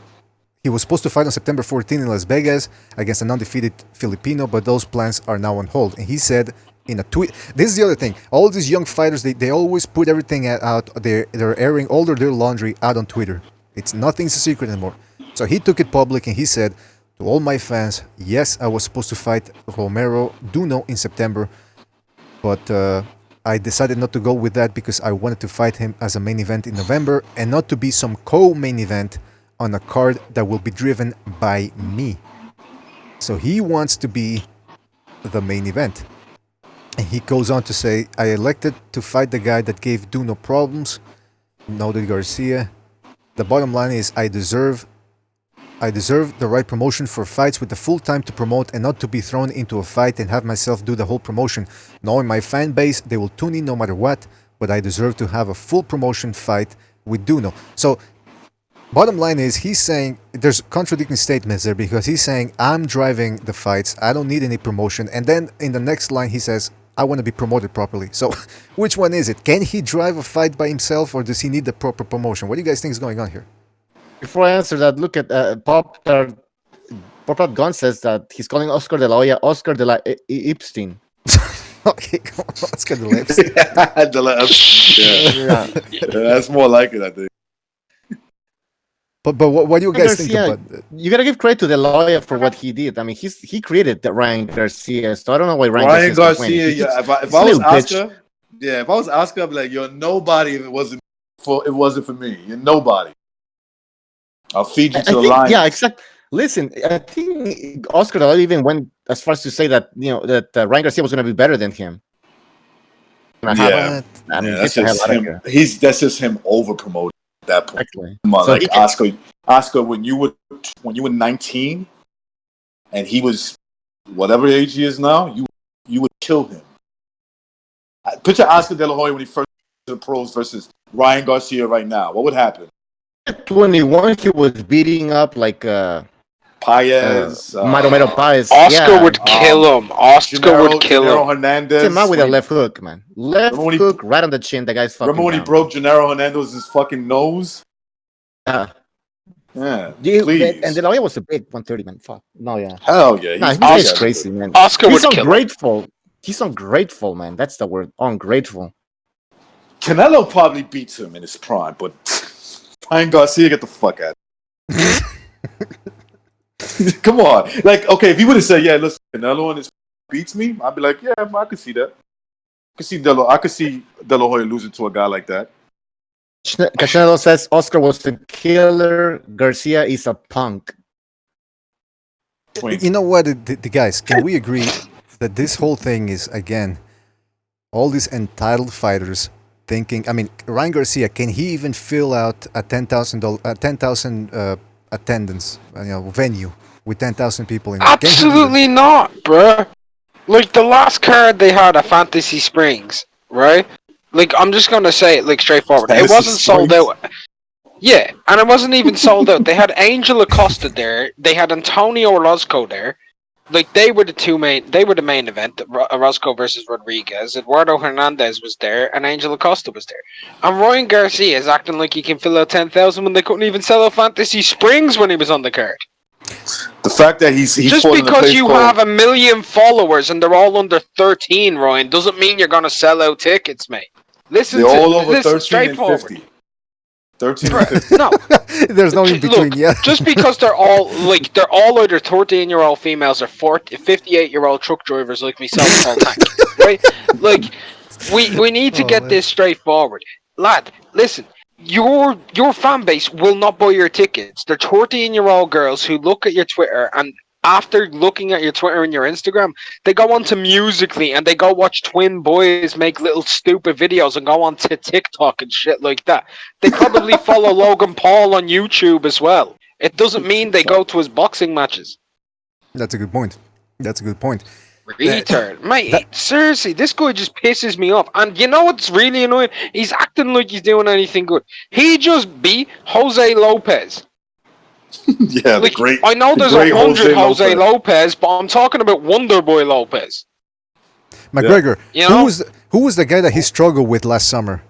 He struggled with some dude. Remember that? All of them. He hasn't had like an easy fight. He should fight Orlando. He should fight I think he should fight Orlando Cruz. Is Orlando Cruz still fighting? But wait a minute. I think he should fight Orlando Bloom in San Francisco. Recognize. Yeah. Is that I'm fight? telling you. Instead of a ring, put it in like a bathhouse or something. Or was it Jason Velez? Was it Jason Velez that you're thinking of, Mr. BDA? No, that was last summer though. Last summer he struggled against some Mexican dude that was hitting him flush on the face. I think that was Velez. Was that? I think that was Velez, man. Well, Velez is Puerto Rican, but Velez went the distance, and that was in May. Oh wait, hold on. You were thinking of Carlos Morales. I think so. But Yeah, that was in September. That was in September. Oh well, that was in September. Okay, but I do. I remember. You know, Puerto Rican boxing is doing bad to a gay Mexican. How bad is it? Yeah, that's the thing. Huh? When you're it might help the sport these days. Hey, you never know, man. You never know. By the way, I just tried going into BoxRec, and there's a sign there from Firefox that says, "Don't go into this site. It's malicious software, whatever." I said, "What? BoxRec?" And they want me to sign up for BoxRec. You know, when they have their big fights, you have to sign in. Screw you, man. You're gonna fucking be watching all the gay porn I watch. Screw that, man. No, sorry, Bob. No privacy, no sign up. And can I get some links to that?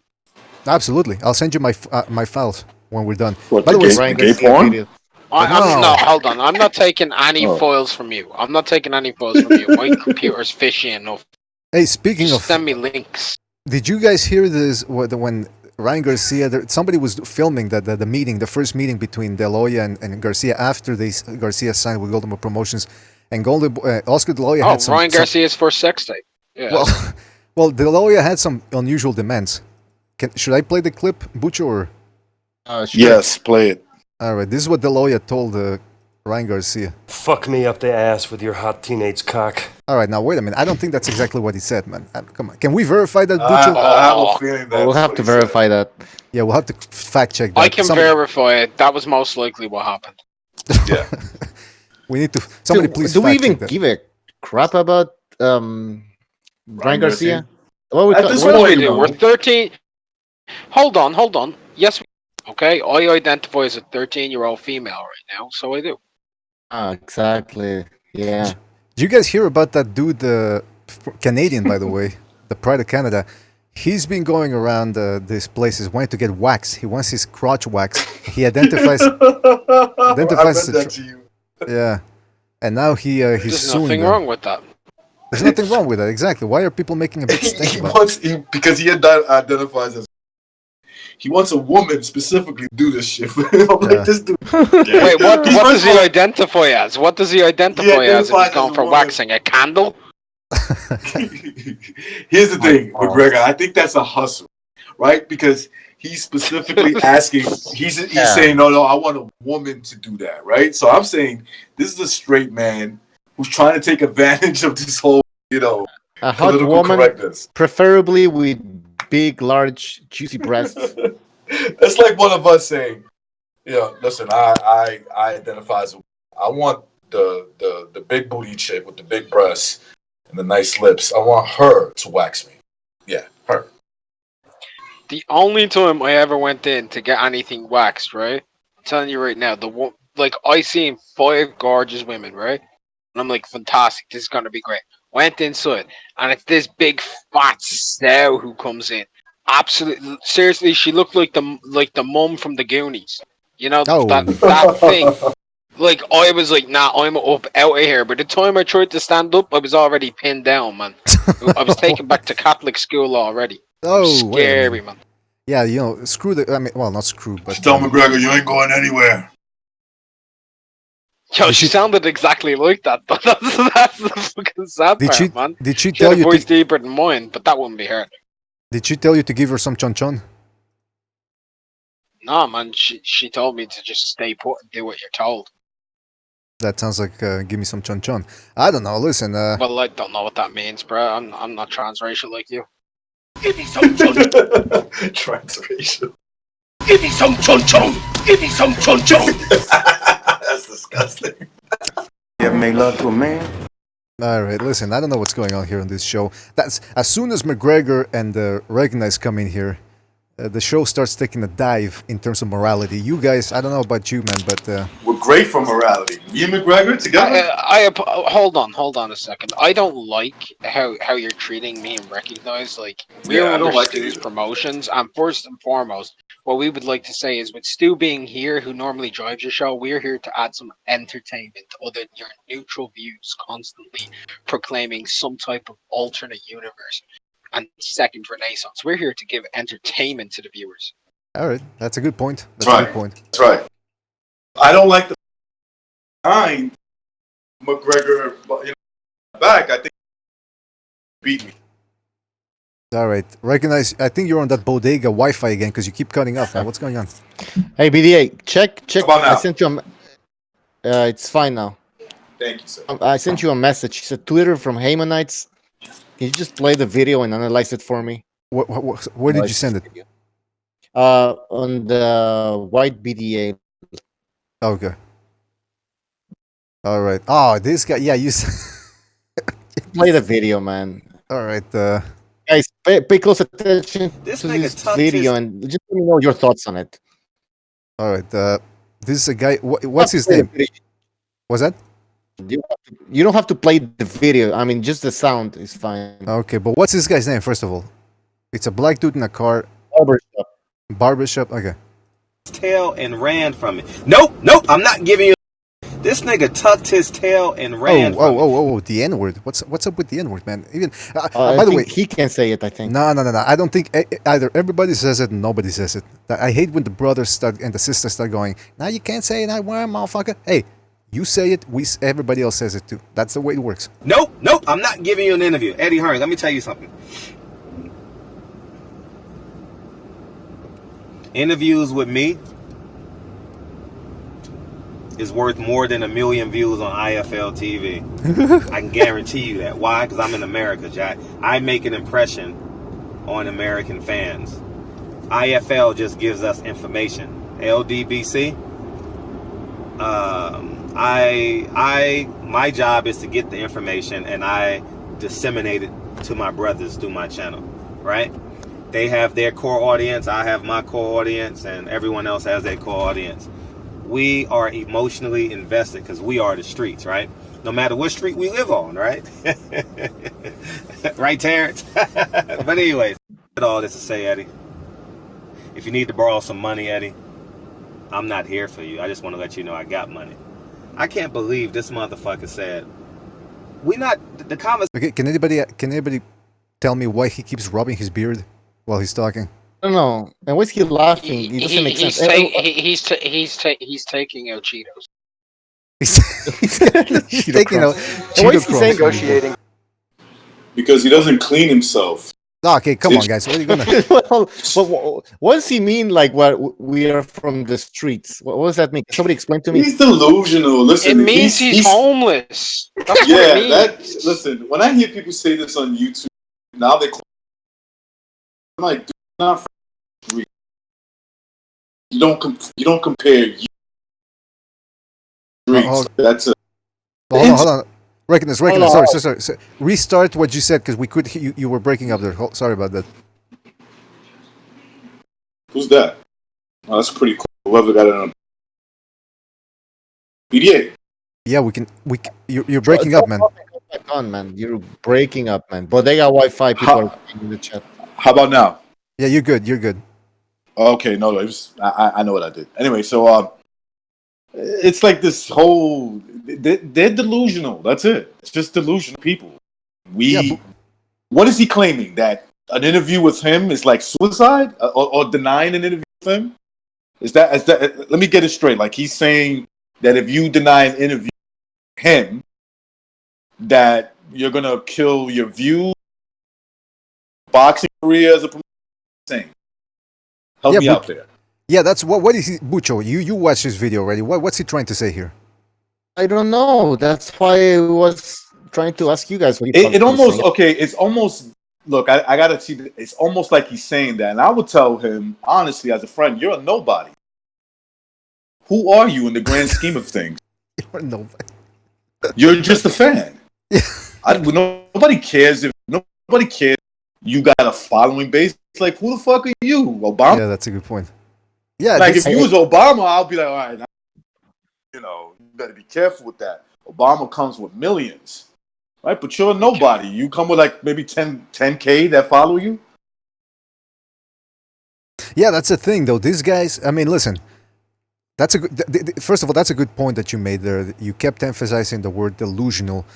I don't know if he's trolling or not. I've never really. The only video that I've seen from this guy, now I know who he is. It's the one, Bucho, you showed me that video where he was going after Steve Kim, right? The one where he. And then when Steve Kim walks away laughing, and this guy goes, "Yeah, we got to him. We got to him." It's like, so that's essentially the point right there. It's these guys just right. Troll. It's like they celebrate pettiness. Yeah, like a guy doesn't want to because he knows that you're racist and you want to make racist point of views. He just doesn't want to deal with you. Like, you're just, look, he's the guy that says, if you don't agree with me, you're a racist. That's it. Right? He's that guy. If you don't see my point of view, you have racism. So it's like, are you surprised that people don't want to talk to you? Like, Eddie Hearn doesn't want. He's probably aware of your shit. Exactly. That's it. He's probably just upset, man, because Eddie Hearn's the most viewed video he's had in the last 3 months because the channel started to fledge outside of the UK. I mean, when he starts talking about stuff like with Tank and everything, he has one interview with Jamal, which is his most viewed video outside of some thought on Instagram. And then other than that, like, everything else is like 70,000, 60,000, 50K, right? Which is good viewing numbers. Well done, TMA, for doing interviews. But when you say something like IFL doesn't matter, when they've got, like, I don't even fucking wanna even guess how many more subscribers they have. Like, I think they have like nearly 500,000 more than you do. And they don't even have 500,000 yet. And you're saying that you're important because you're in America? Bro.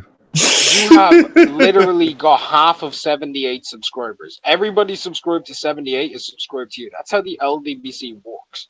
They're all subscribed to each other. So if you don't have more subscribers in the LDBC than 78 supports, you effectively don't even have all the LDBC following. Right.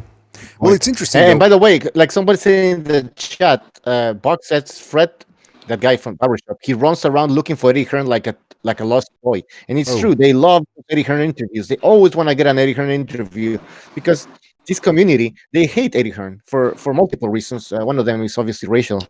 And so those videos are very popular. So they always want that interview with Eddie Hearn. It's interesting. I was going to say that from what I've seen, and again, it's been a while since we've talked about the LDBC because I've been trying to really, they're of very little interest to me, except when it comes to the fact that they never really talk about the fights themselves. They love to talk about the drama. They love to talk about race. For them, race is very important. They're bitches. Girls talk like that. Yeah, exactly. Well, look, chaos is feminine. Order, having your shit in order is masculine. I mean, anybody with a set of moral, in terms of politics, understanding politics, what being orderly is like, it's masculine, right? That's right. Somebody who has their shit together. Let's not talk about masculinity with this guy, by the way. No, I agree with you. That's what I'm saying. He's about chaos. He's feminine. He's a very feminine dude. Like, wait a minute. Hold on. I think Recon is making a good point because this is the same guy who's along the lines of Wilder. He's a strong.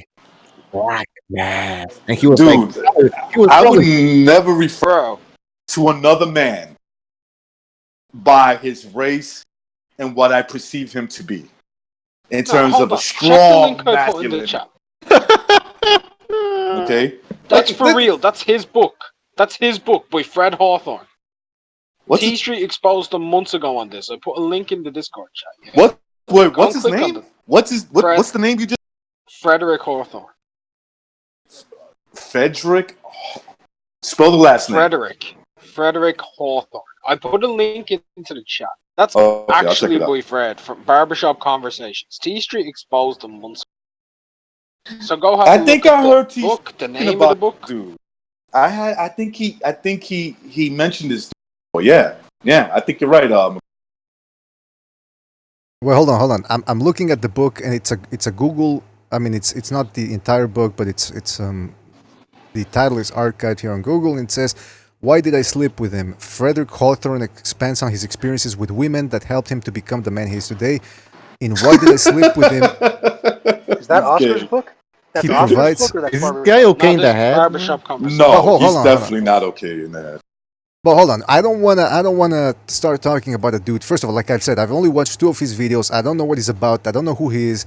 I don't know the context of this, of whether he wrote this book, whether he's a homosexual or not. Which, by the way, has I don't care. Yeah, by I the don't way, really care if he is. but I care, man. Homosexuals are terrifying.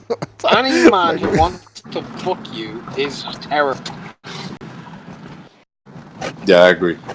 Well, I wouldn't Like necessarily. if you as a male tell me like that you're not frightened by the idea that a dude isn't gonna punch you, he's gonna put his dick inside you, and you're telling me that doesn't scare you, you're suspect. Both. They're both. Yeah, he better be. Like I want anybody who tries to do that. You better be a hell of a man. Because if I put my hands on you, you're gonna die. You're gonna die a miserable death. By the way, strong Puerto Rican man. Yeah, exactly. You're gonna be like, I almost got killed by a strong Puerto Rican man who was bashing my face in. I like that, right?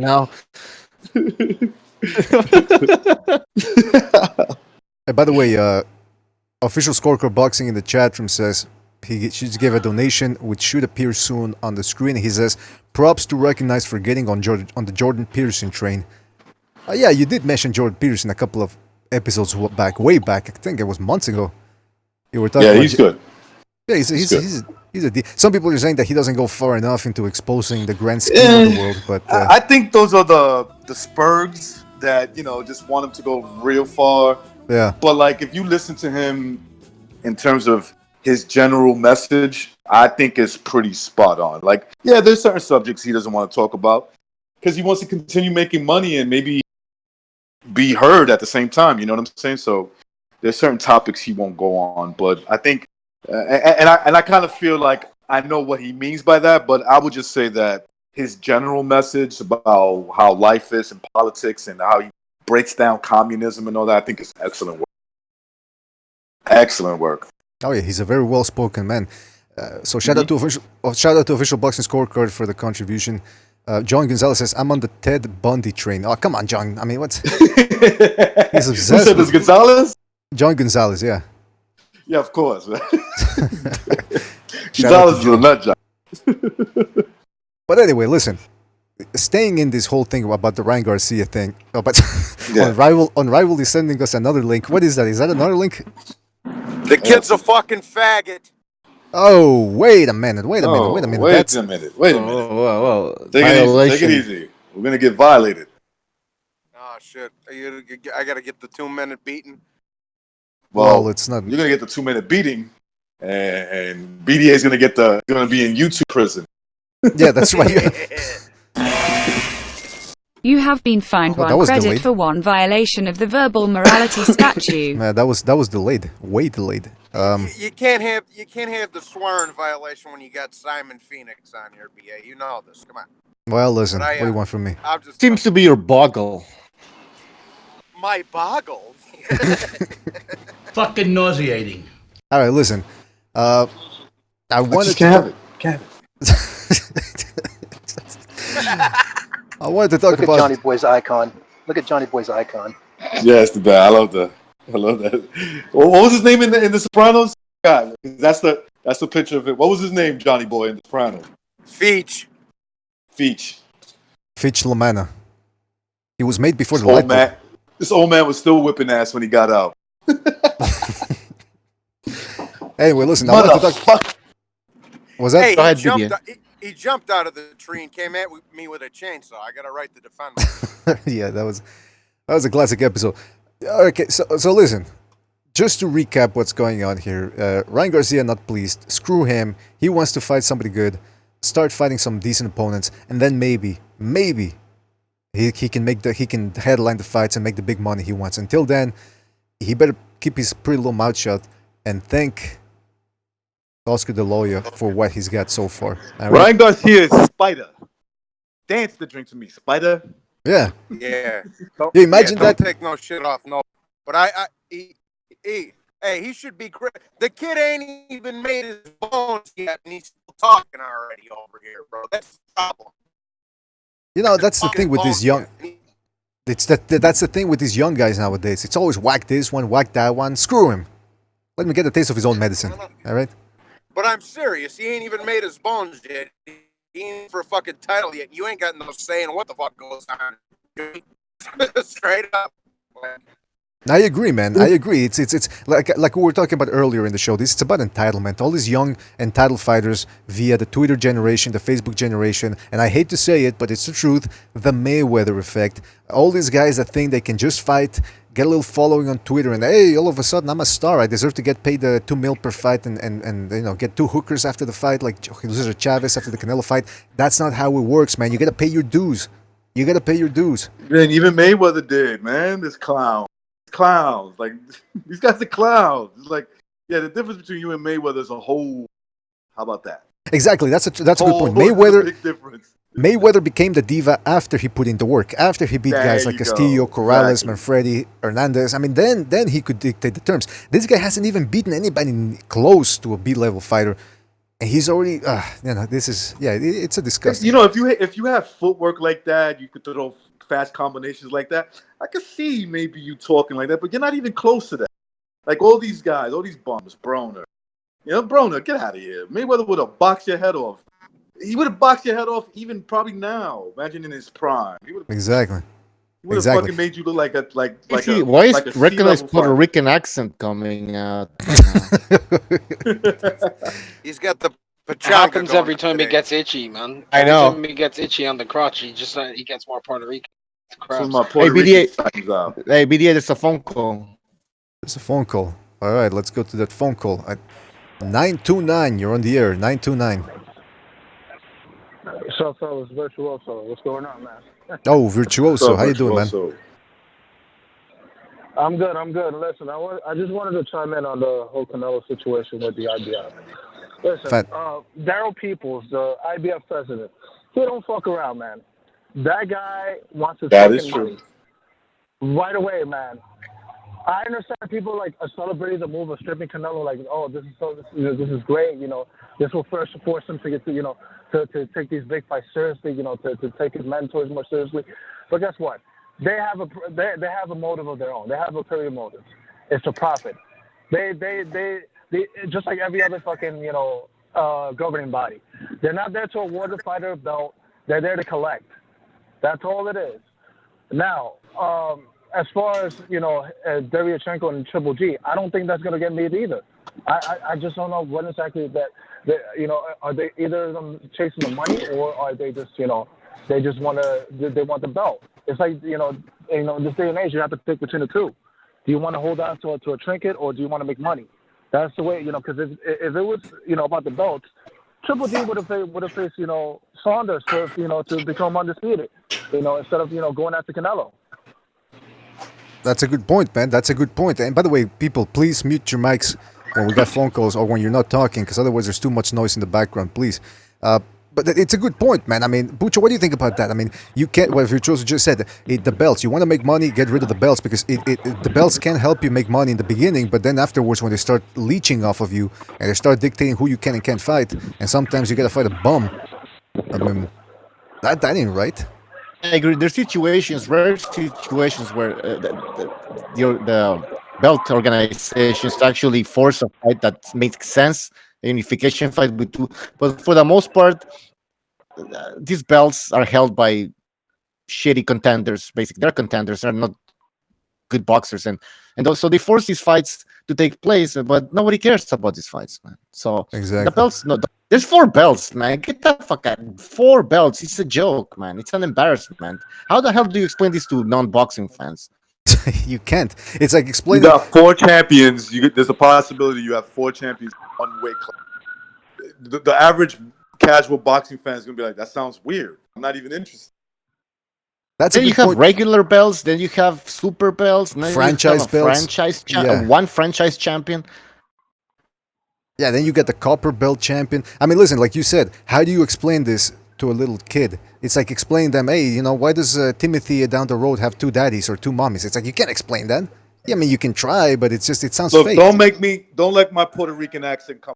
All right, I can go on for I was days. looking more like about participation trophies. Well, sorry. That's just more like.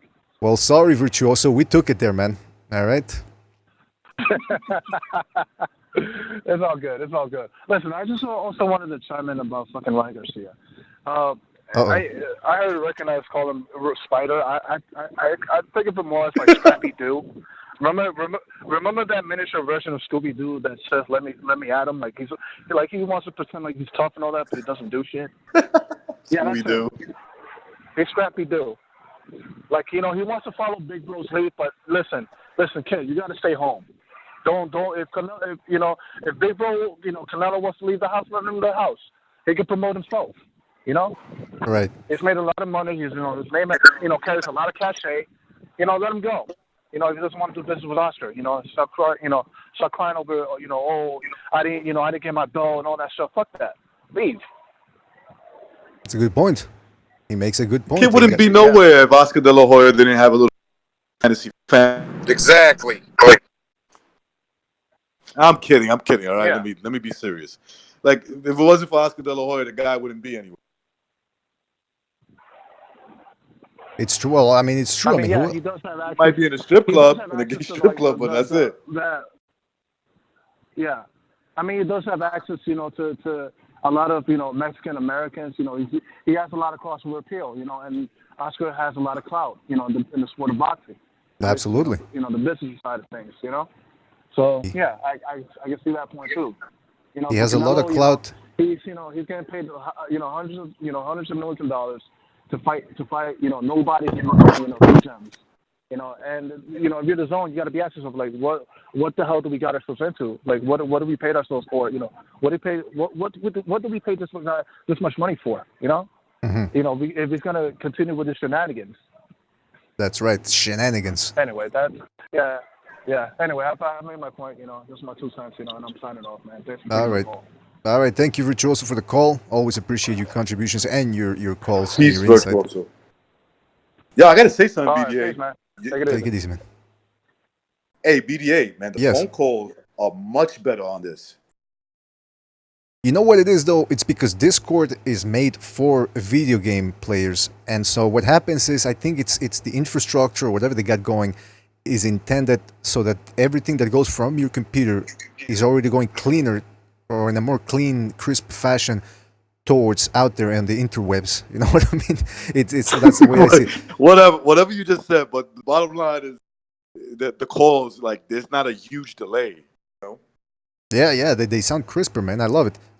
By the way, we got H Money he's saying he keeps just repeating. I think I'm serious. I think he's autistic, mildly autistic. Or he's got some form of Asperger's because he will not stop repeating the same thing. And the way he talks, this is H Money, Mr. The Zone, Mr. The Zone, and that type of cadence. I think there's something bizarre with him going on. And listen, I want to fight you, H Money. I want to fight you. Yeah, H Money, call in. We'll get some line of communication with you going as a good communication as we can with you.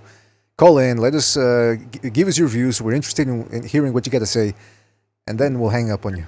All right? H Money, you ducking me, son. You ducking me. Oh. You know what I'm interested in? seeing that freckled cunt get smacked around the ring again by Golovkin. That's what I'm interested in.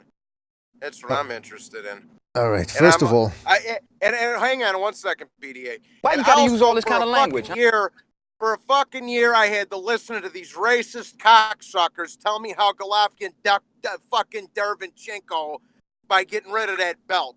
So I let him fucking ice Derevchenko, and then he can come back there and smack the fucking ginger boy around. You know, I heard when people made that accusation for that Golovkin was ducking Derevchenko, and I seen fans of all what I perceive to be of all race make that argument. I'm like, calm down. Golovkin will hurt that boy. What are you talking about? Golovkin will hurt him. I don't think he's ducking him. You know. Yep. And if they're fighting now, and I think they will, I have a feeling they're gonna fight. I think it's gonna be good, but I think something that McGregor and I were talking about.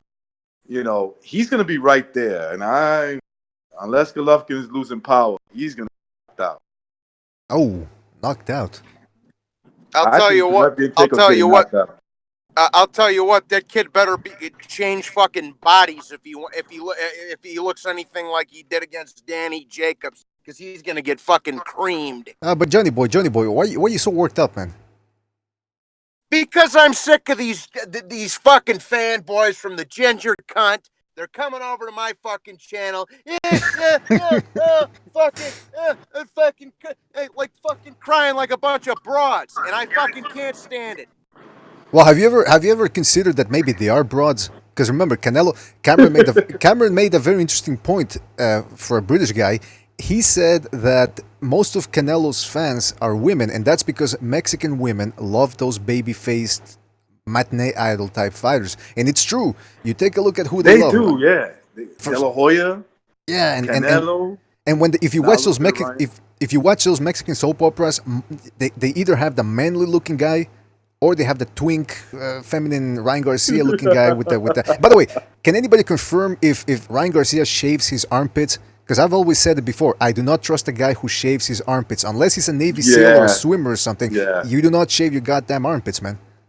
No, you could cut them down, but don't shave them. Like if you grow a lot of hair there, you know, like maybe give it a little trim, but don't shave it. You look like a little. There's only two things you should. There's only two things you should be shaving besides your face. The fucking love jungle and a little bit on your shoulders, and that if it gets too bad. That's the love jungle. Anything else, you're a fucking faggot. Oh, well, wait a minute. What you got to be using all that type of language for? I know you're worked up and everything. That's your channel. You're getting invaded. You got to roll with the punches. But this type of language, man, I mean, it's... The king is here. Oh, shit. Ah, shit. You have been fined 1 credit for 1 violation of the verbal morality statute. If you're a naughty boy, you will have to be corrected. All right. So we've already gone through this now. If you're a naughty boy. By the way, did you hear what she said about? She said that the first time spanks you, second time she gives you an enema, and the third one she dresses you up as a little girl and she parades you around the classroom for everybody's humiliation. But then she said except for Mr. BDA because he might actually enjoy that. So I don't understand what the problem is with Mistress 1500, whatever her name is. And by the way, H Money, hold on, H Money, if I call in, all right, you're not part of the panel, and if you, they already timed. Who timed them out? Shepherd the Sons. All right. I'm not Oscar. I don't dress up like little girls. Anyway, listen. I was about to say that H Money, if you keep spamming, we're gonna time you out, and Shepherd the Sons already took care of that. So, yeah, you gotta listen. If you're autistic or you get Asperger's, take your meds or go to the special playground. Don't come around here and start spurging out here. All right, please. We try to keep it civil. Call in. Stop ducking me, son. He is ducking you though, right? Yeah, he is ducking me. So I put him in his place last time. Of course he fucking is. Oh, McGregor's back. You know when McGregor comes in, he comes in with a vengeance. He's ducking McGregor for sure because McGregor told him. No, here's the thing. Here's the thing, though. Here's the thing. I can swear because I can't pronounce words correctly, so I get away with it. Yeah, that gosh darn Irish accent. By the way, I see Pete. Yeah, I said the F word about 30 times on this show earlier. No violations. I got you. All right, oh, so all you gotta say is folk. Yeah, what the fuck is this? Because you're saying it where they can understand it. You gotta say folk. And Yeah, you what can the fuck say, are you talking about? they can say the what word the cunt. fuck are you talking about? They can use the word cunt too, right? K-U-N-T. Cunt. You're the cunt. Yeah, cunt. You're Cunt. an Yeah, absolute cunt. cunt. You're an See, these guys absolute can do that. cunt. Nah, listen. Blogspot lady, yeah? You're the cunt. Oh, by the way, I wanted to straighten something out. It's true. He's getting away with it. I wanted to straighten something out because, you know, boxing style. He was in the military. He likes to break everybody's balls. He was in here the other day, and he told Pete, he says, "Pete, would you stop it with the fucking close-ups?" And I see now, Pete. I see Pete now. You're using the middle. What do they call it? The mid-range shot. The not the close-up. What's the other one? It's not the far-away shot. It's the crikey! I already forgot my filmography terminology, whatever the hell it's called. All right, Pete. It's good to have you on board. Hold on, Pete. It's good to have you on board. You've been very quiet this past 8 minutes, and I'm getting a little worried if you're simmering. You're gonna explode on somebody over here. No. Thanks for having me, man. Good. I don't know anything about camera shots. You know what I'm saying? I let my fiance take care of that kind of thing. The thing about it is, I'm just on a different camera right now. My camera at home is on my laptop. I don't know what to tell you. All right. Oh yeah, I do know what to tell you. Yo, if you don't like how my camera shot is, turn the fucking thing off. Like, just turn your page off. Hey, wait a minute. Anyway, how you doing? Recognize what's happening, Migs? How are you, Bucho, my man? Oh shit. You have been fined 1 credit for 1 violation of the verbal morality statute. All right, we get it. How much It's longer is this gonna go? amazing, man. I can get away with this, and no one else can. Me too. Bucho racked up like 10 in the first 10 minutes of the show, man. He got whacked. He's gonna have like IRS liens on him like Manny Pacquiao.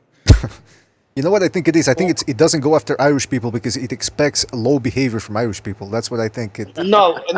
It's because literally the word fuck is literally an Irish word. There is actually a Gaelic word, and it means to see. Okay, I didn't say that, by the way. Somebody else said that. By the way, Precise in the chat room says, "Bucho, are you on Skype?" No, we're on the Discord.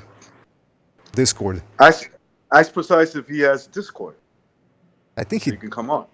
Yeah, he does. I think he did. I think he's in the group. Is he Carneval, right? Carneval. He's on Carneval. I haven't seen him in the chat, but I'm talking about in the Discord chat. I haven't seen him. Bucho, are you on top of all this, or are you even there, Bucho? Bucho's taking a nap right now. Yeah, Bucho's. He went to get some groceries or something, have a cigarette. I love it. I love it when BDA throws to Bucho and Bucho's like, "What?" Huh? Yeah, he's not even there, bro. What the He just got back at the Pentagon trying to bomb it, man. Oh no, he did say. He said Bucho's got his hands full, though. Let's be fair. Bucho's doing a lot for us, man. He's got his hands full. I'm serious. No, he's not. No, I'm serious. I just saw. He sent me a message. He says, "Be right back." So I don't know what he's doing, but yeah, he's not. Yeah, he left you hanging. By the way, Bay Area Boxing says they're on Pornhub Live. No, we're not on Pornhub, man. That's later on. That's at midnight. All right. So there's nothing wrong with that life either, Bay Area. What? There's nothing wrong with Pornhub life, man. It's a great life. Well, if you're addicted to porn, then there's something wrong with that. But listen, here's my There's point. nothing wrong with it. If I didn't have a porn addiction, you would have been out of a job 15 years ago. 20 years ago. Hey, BD, I have a question for you, man. Go ahead, please. Hey, I don't mean to interrupt this, but this thing with Canelo, if you want to talk about this anymore, I'm sorry, but the thing with Canelo, is there an article about this or some kind of a statement or? All we've got are tweets. This is the new 21st century, man. All we got is fighters bitching on the internet. Canelo sent out a tweet, then the lawyer sent out a press release, and then you got all these reporters speculating about what they heard. No, there's not. As far as I know, I haven't really read any new aspect of this story. It's all just tweets. It's all speculation, conjectures. That's essentially what it is. See, when I can, all I do is really follow like boxing scene, maybe for the news, but I can't. I'm not on Twitter like to follow it and shit, so I would have missed it altogether. Anyway, just curious. I didn't know what the situation even was, but. By the way, and then what? Yeah, this. Oh, sorry. Go ahead. Go ahead. Well, I was just gonna say regarding that, what's going on. I only go on Boxing Scene 2, Ring TV. I try to go on Steve Kim's Twitter. Other than that, you hear weird news like Carl Frampton. He was supposed to fight this Saturday. Something fell on his hand. he broke it. He says, "Oh, sorry." He posted a picture on Twitter and he says, "Oh, my hand's broken. I can't fight because an ornament in a hotel lobby fell on me." Now I'm thinking, okay, reading between the lines, hotel room, broken hand. What? Ornament in the hotel lobby. And then that song in the background. Oh Jesus. Exactly. Read between the lines. What is he telling you? Sexual shenanigans gone wrong. It was a sexual mishap. That's what happened. You remember when Zab Judah also, he pulled out of a fight about 10 years ago. He said, "Oh, it's because I fell through a shower, the glass pane in the shower." That's what he said. Well, we all know what happened with Carl. What's that? Well, he was doing the Irish kiss. Okay, even I don't know what that means. What does that mean? An Irish kiss is where you're. Hold on, McGregor. You cut off.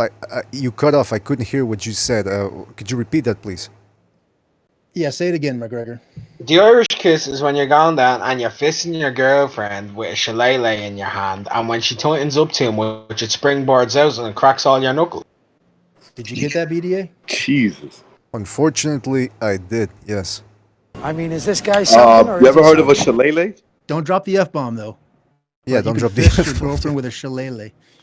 What? I mean, McGregor, if you're gonna bring, you can fist folk.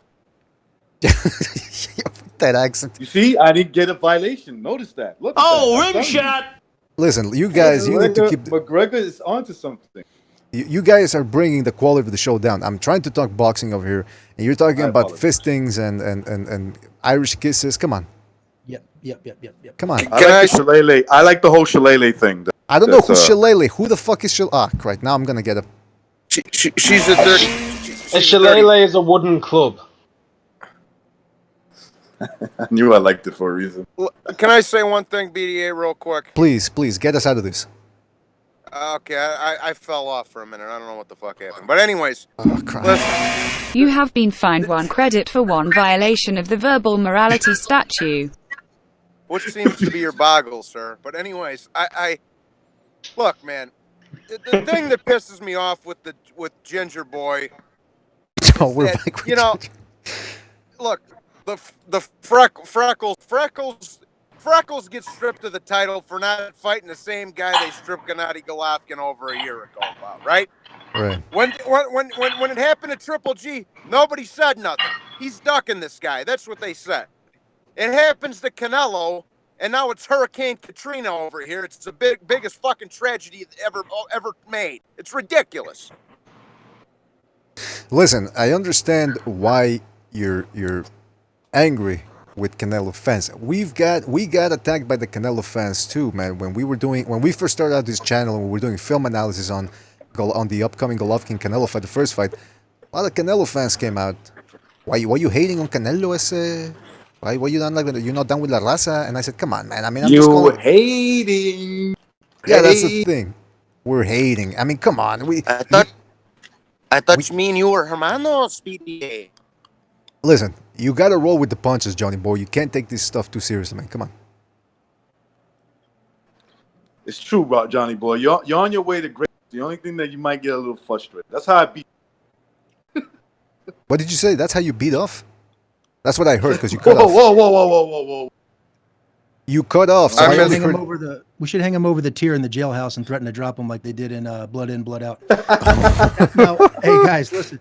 BDA, were you earlier going to speak about, do you want to go on to AJ and Ruiz? Bucho wanted to transition into that. He wants to transition into a bunch of things, but yeah, that's one of those things that he wants to transition into. Okay. Sorry for cursing, BDA. It just takes me out of my character. Don't worry about it. Yeah, Johnny, you don't need to fucking worry about it, bro. Stop treating me like Simon Phoenix then over here. Prejudice against blacks. How come there's so many? What is that sound? Someone doing dishes. Who's in a bar? Like who's out in a bar cleaning glass? Jesus. Sorry about that. All right, so yeah, we wanted to talk about a transition into AJ Ruiz apparently. That fight is not even close to being signed yet, right? Yep. I don't know what to say. Did you guys really think this fight was going to be an easy sign, like for that rematch? I don't. I mean, right after the I'm fight, looking that way. huh? I mean, right after the fight, you remember Hearn was talking about. Yeah, you know, we should have it done within the week. He was like it was already inked already, but one of the shows shortly after that fight, I remember saying that, like, Al Heyman's been such a pain in the ass to deal with on every other fight. What makes you think How he's much just did gonna, Charles Martin get for that fight? If anybody knows, Pete. against AJ? Yeah. How much did he get? Five. Okay, so he got $5 million. So I'm trying to frame like a little pattern here, right? Real quick, £5 million. £5 million. So that's actually $7 million. Okay. Now, what's Ruiz's price tag going to be after he just beat AJ? About double what he got in the first fight, so maybe 14. What did he get for the first fight? $6 to $7 million. Okay, so at least double, right? He's gonna ask for $15 fucking million. Very legal. So they're gonna have to maybe even take a loss. No, because I think that fight could be big. And you can make your money back. But even if they have to take a loss, that's what they deal with. They're gonna have to overpay. They're gonna have to overpay Ruiz to get him back in the ring. And Ruiz, they probably look at Ruiz as a risk too, because they're probably saying, "Look, man, what if he beats fucking AJ again? Shit, then what do they, you know?" Do you all think that, like, you know, Ruiz upsetting AJ? Do you all agree that that screwed up the fight that they're all looking for ultimately in terms of pay, which is Joshua Wilder, right? For the meantime, I think so. Yeah. Right. So it's if Ruiz had not upset that apple cart, that fight would have been for undisputed, correct? That's where all four belts 2-2, right? Well, okay. So, it would have been for 3 out of AJ's 3 belts and Wilder's 1 belt. WBC. Yeah. Yeah. So they're looking for an undisputed matchup there. That's a mega fight in terms of income, right? Yes. So Ruiz, let's talk about how AJ got the belt in the first place, right? So when Charles Martin wound up being the belt holder, you know, they paid Charles Martin crazy money to come over there and basically hand the belt over, sit down and smile, catch a shot, come in like a king, come in like in a king outfit with the crown and everything, dance around, take a 1-2, and then sit down and just grin and take his count, right? That's basically what happened. So, yeah, hand the belt over. So now that set up that super fight with Wilder. Now that Ruiz upset that situation, now it's like Heyman's going to extort the shit out of AJ to get that rematch signed. I mean, you have to buy that belt back now. If you think he can come on there and win a rematch, let's just say he can, right? I mean, some people think he can, some people think he can't, but I think he can. But I'm saying to even get them in the ring, to get ink on paper, you're going to have to agree to some serious money, right? I mean, it's going to be... It's not AJ holding it up. See you guys. Recognize he's having a family meeting there. Did you hear that? Yeah, come in. All right, listen, I'm gonna have to start muting people here. All right, sorry about that, fellas. So yeah, you're right, man. I mean, Al Heyman has these people by the short and curlies, man.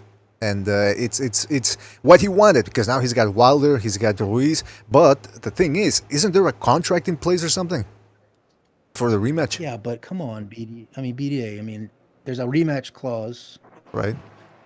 But I mean, it wouldn't be the first contract that's been brushed aside. You know what I mean? Like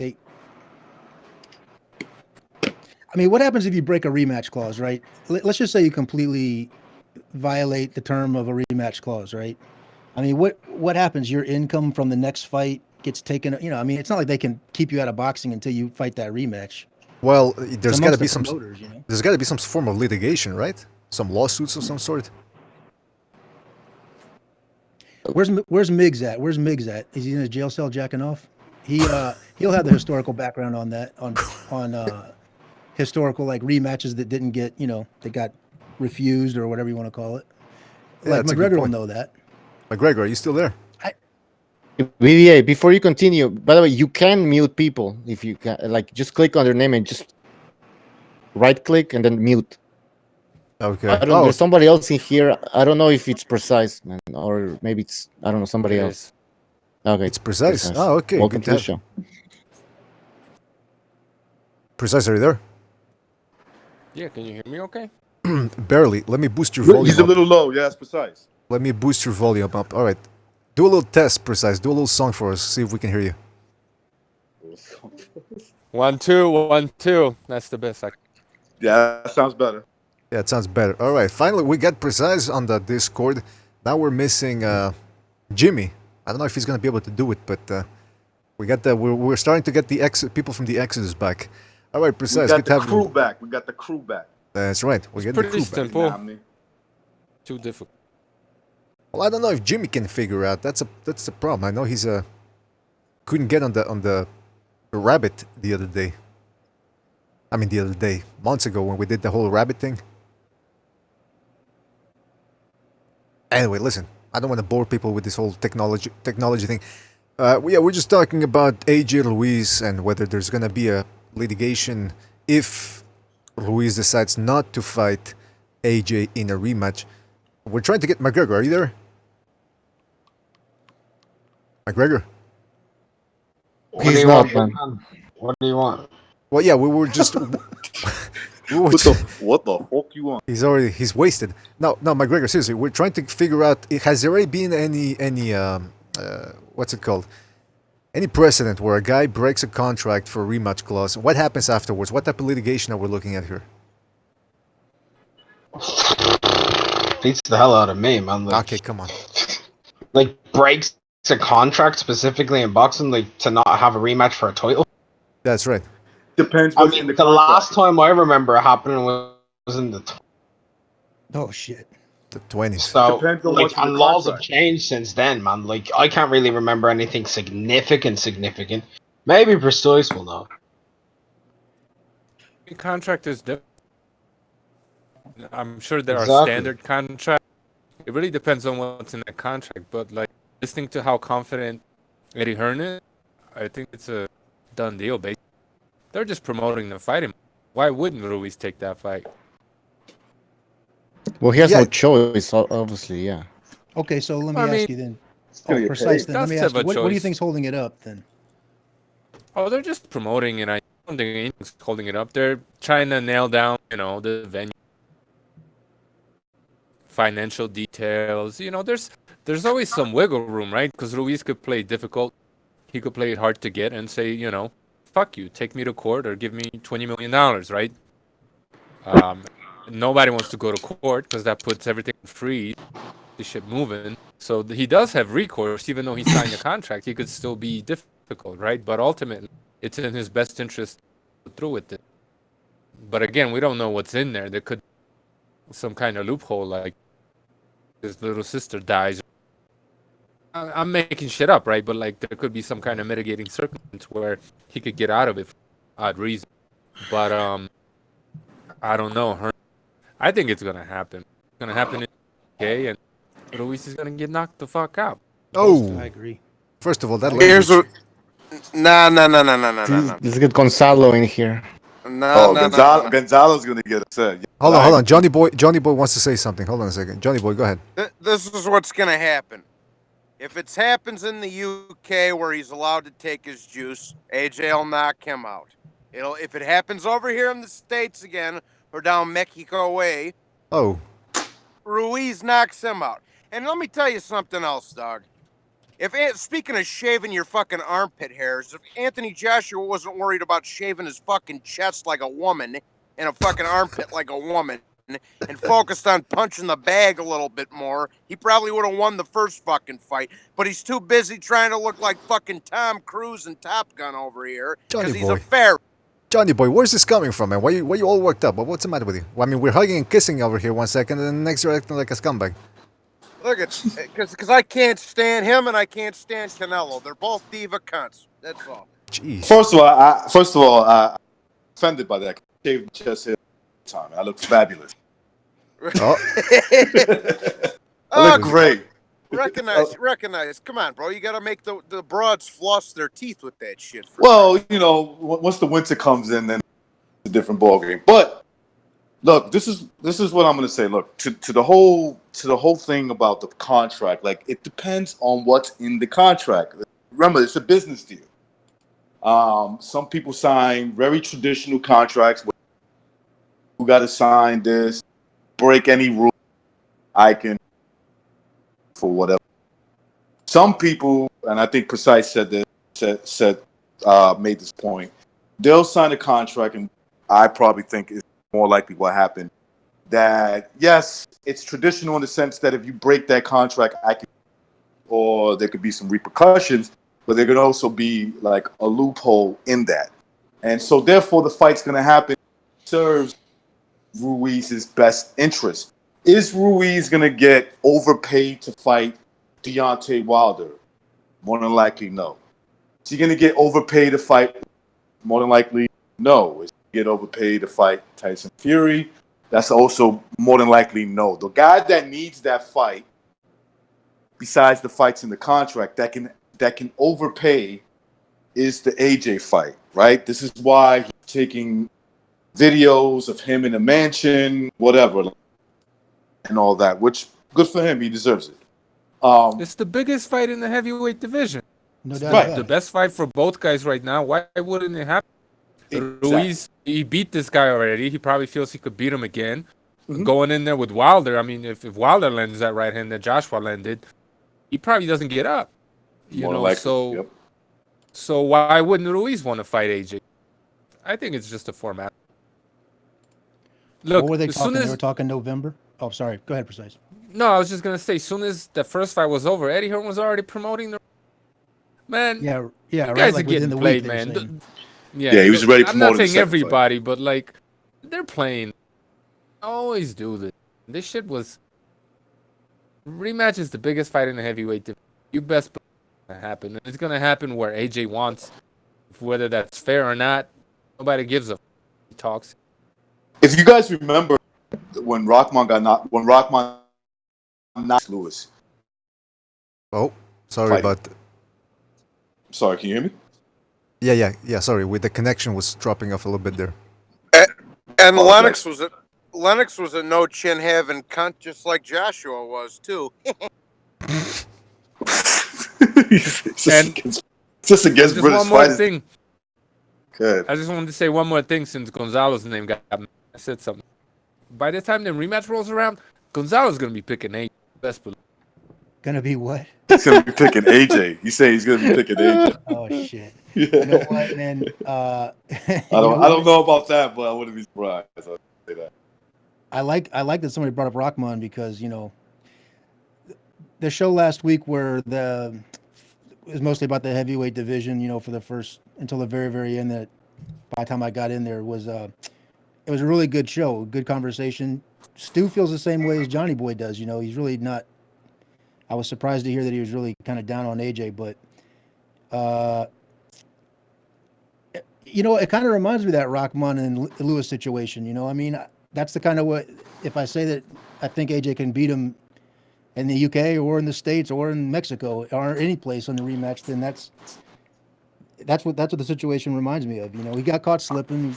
Yes. Took his eye off the prize. Whatever. He's a young kid and all in. Relatively speaking, the kids. He might have taken him lightly. He might have been looking at the fucking Tecate girls for all I know. I don't know. He got caught though by a heavyweight. Hey, in Gonzalo's defense, me and my primo Gonzalo were the only ones to pick Jose Ramirez to beat Hooker. So I don't want to hear nothing from nobody. All the rest of you was saying, oh, he's going to outpoint him. I told you Hooker wasn't shit. So what'd I tell you? I'm on a roll. Pacquiao beat the fuck out of Thurman. Jose beat the fuck out of that motherfucker. So yeah. Hey, Johnny Boy, Inoue against Donaire, I believe, for November. I'll be in the can when that happens. Oh man. Well, give us a prediction. Yeah, you might as well now. Roll, right? Oh, fuck. I really get it. Well, that's fucking months down the line, but I'll give you another one months down the line. Vosdik, knockout, late. Of who? Is he fighting? He's predicting Vosdik to knock out Beterbiev. No. I won't disagree with him on that. Okay. He goes 12 rounds. Okay. Johnny goes, I okay. got. Yeah, we'll see what happens. I got a crystal ball over here. You know what's going on? You know what's going on right now? Johnny Boy, he's filling his oats because he got about 2 predictions right. So now he's really going a lot. He's like a guy in Vegas who wins. He just keeps on, I can't lose. You're going to crash and burn, man. I'm telling you that right now. And wait a minute now. I predicted Vosdik to stop Stevenson late. A few of us did. I also predicted that. Yeah, whatever the fuck it is. I said I'm on a roll. That's all. I got all my predictions correct. All right. Well, we'll see, man. I'm just saying, don't start getting too caught. Except when you picked against Ruiz with Anthony Joshua, you got that one wrong. And when you So did predicted everybody Canelo else. and Golovkin. So did Listen. everybody else. Oh, All right. Oh fuck. Johnny boy, just remember, man, just remember what the Bible says. Those who are humble shall be exalted, and the exalted shall be humbled. All right, so just keep that in mind while you're talking all this shit about your predictions. Because I'm just saying, you can't get them all right, man. And if you talk all this big game, you're doing what Teofimo Lopez did right now. You're talking up a big game. You can't be beaten. You can beat this guy. You can beat that guy. And then all of a sudden, once you get a wrong prediction, we got to go back to the gym. We got to go back to the scoring board. But me and Teofimo ain't cut from the same cloth. He's the daddy's boy, and I'm Johnny Tapia. Big difference. All right, there you go. By the way, I also wanted to ask Precise something because I haven't talked to him in a while. You left a message in the last podcast we did about Marcus Brown because we didn't get a chance to talk too much about it with Jesus. He wasn't very knowledgeable about the light heavyweight division. But Precise, you mentioned that Marcus Brown was exposed. He was just another Amero bum, as you called him. Was he just? That's right. Was he just Chad Dawson version 2.0? Look, man, he was never that good. I think Chad Dawson was better than. And for people saying, well, he beat Badu Jack, he cheated in that fucking fight. Did anybody watch that fight? Holding is illegal. Holding is not boxing. He did not beat Badu Jack. Corruption beat Badu. Right? Get the fuck over it. But the guy just was never that good. I mean, he's athletic. He's fast. He hits pretty hard. But I mean, shit. Pascal was on a mission. Great fight. Yeah. You know, besides, I saw the weigh-in, and when I looked at this guy, Pascal, I said, look, it's not just the shape, it's the attitude that he had. I said, I don't think this is going to be an easy fight. And I didn't take the bet, but I had a feeling this was tough. This was going to be a tough fight for Brown because I'm not sold on him. I've seen him get beat clearly against the guy that Beterbiev knocked out, and the Serbian guy that, or Bosnian guy, whatever you say. Kalajic, excuse me. When Kalajic clearly Kalajic clearly beat Marcus Brown. So to me, there was always, and I just wish I would have had the courage to take that bet, just to take the fucking bet. We all thought Pascal was done, man, but you got to give him credit because he completely changed his fighting style. I don't know if anybody noticed, but did. He was just a completely different fighter. He was standing off, controlling distance, jabbing. Like he's not great at that like that, but Pascal was just like a wild swinging caveman, right? And he wasn't that in it. He wasn't that, yeah. I wonder if somebody told him, calm your punches down. This kid is easy. I wonder if somebody told him that older fighters. It happens to a lot of older fighters. They get away from because they lose a lot of their athleticism. They try to box. Correct. It works for some. It doesn't work for all of them. But and someone like Marcus Brown, who apparently doesn't have much defense, or all adjustment, a lot of dedication, definitely desire, will to win. Yeah, you know what? Oh, sorry. Go ahead, BDA. Go ahead. The thing about Pascal that's really never changed is That fucking guy is dangerous right to the end. I mean, Yeah. you have him hurt, and he is going to throw. He did it with Kovalev. He's almost caught a lot of guys. I'm saying you might beat him up or you might get to him, but when Brown was controlling the range, it seemed like Pascal was having a hard time when he was at range. You know, when Brown controlled the range properly, and when Pascal got inside of him, he was doing a lot of holding. I didn't really see it during the fight. I didn't take notice of it. Johnny Boy was flipping out, completely flipping out. I'm talking irate about the holding. He was fucking pissed.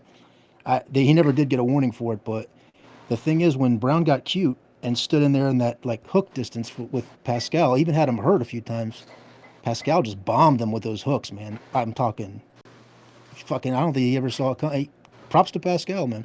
Props to Pascal. He was on a mission, man. The kid was on a mission.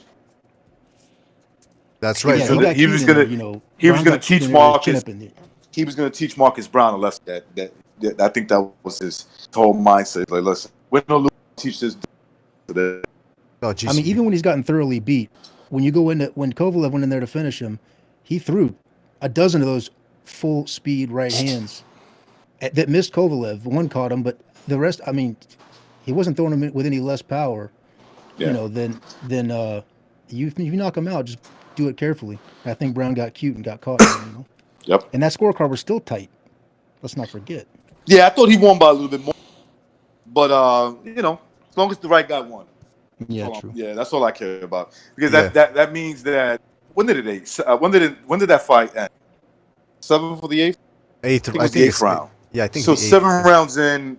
7 rounds in. That means if he won, he scored 3 knockouts.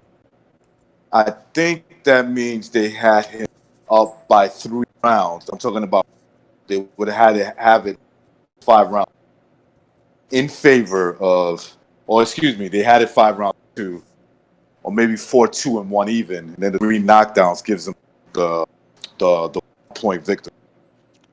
Something like that. When he left the ring while they're compiling the scorecards, when Brown left the ring, when he left the arena. Yeah.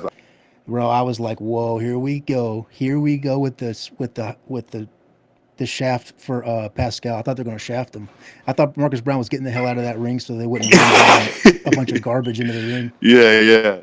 And you know what? I'll say one more thing, and I'll let you guys talk. But fuck Marcus Brown for one reason, man. You know, he had a clash of heads in that fight. I think it was unintentional, and I think maybe his trainers were, I don't know, looking for that fight to be stopped so that they could go to the cards. Yeah. Number one. He was going to get knocked out, Pete. But go ahead. Yeah, he was going to get knocked out, right. So, but number 2, going back to the Jack fight, they had an intentional clash of heads there. Badu Jack looked like a Halloween zombie. Like he should have a knife sticking out of that cut. Looked like somebody stabbed him in his forehead, yeah. Yeah. He looked like a horror movie. And, you know, to his credit, Jack never thought about hanging it up. He never, the doctors checked him out. They stopped the best they could. It opened up the first punch of the next round for the whole fight. So, you know what? Marcus Brown, I know it was a bad cut and everything, but that's kind of fucked up that Jack went on and Brown hung it up, you know? Listen, I think the case was he felt that he could get knocked out. Sorry, BDA. Yeah, we're just gonna say this light heavyweight division, man. It doesn't forgive anybody. It's a tight division. You got Bivol, you got Vosdek, you still have Beterbiev, you got a whole bunch of up and comers. These guys are getting dropped off, man. First, Badu Jack tried to get his thing going in 175. He got dropped. Stevenson's gotten dropped. You know, all these guys, Joe Smith Jr., whatever his name is, he's not around anymore. He's been getting beat up. Sullivan Barrera as well. And that division, the cream of the crop is starting to rise. These are the guys that we kind of had a feeling were going to be the best guys, like from the beginning. Exactly, that's what I'm saying. It's like you said, very well said. The cream is starting to rise to the top. And here's the thing about Jean Pascal, man. Never forget this. This guy, he had his doubts. You know, he uses a psychologist. I think he was using a psychologist for the Bute fight. So he's got his doubts, but he's very strong mentally when it comes to jumping in there. You know, he jumps into the water even if it's cold, but he's got to jump in there. Otherwise, he thinks too much. He went to England to fight Carl Froch when both guys were undefeated. And he didn't have to do that. He went over there, got into a slugfest with Carl Froch. He fought Bute, he fought Kovalev twice. He fought Hopkins twice. He fought Yeah. Chad Dawson. He's fought a whole bunch of people. So, and he's always had that good hand speed and that awful stamina. But now he's starting to do guerrilla warfare, ambush style, and that style is working for him. I mean, he gave Bivol a good fight. Tell me that I'm right.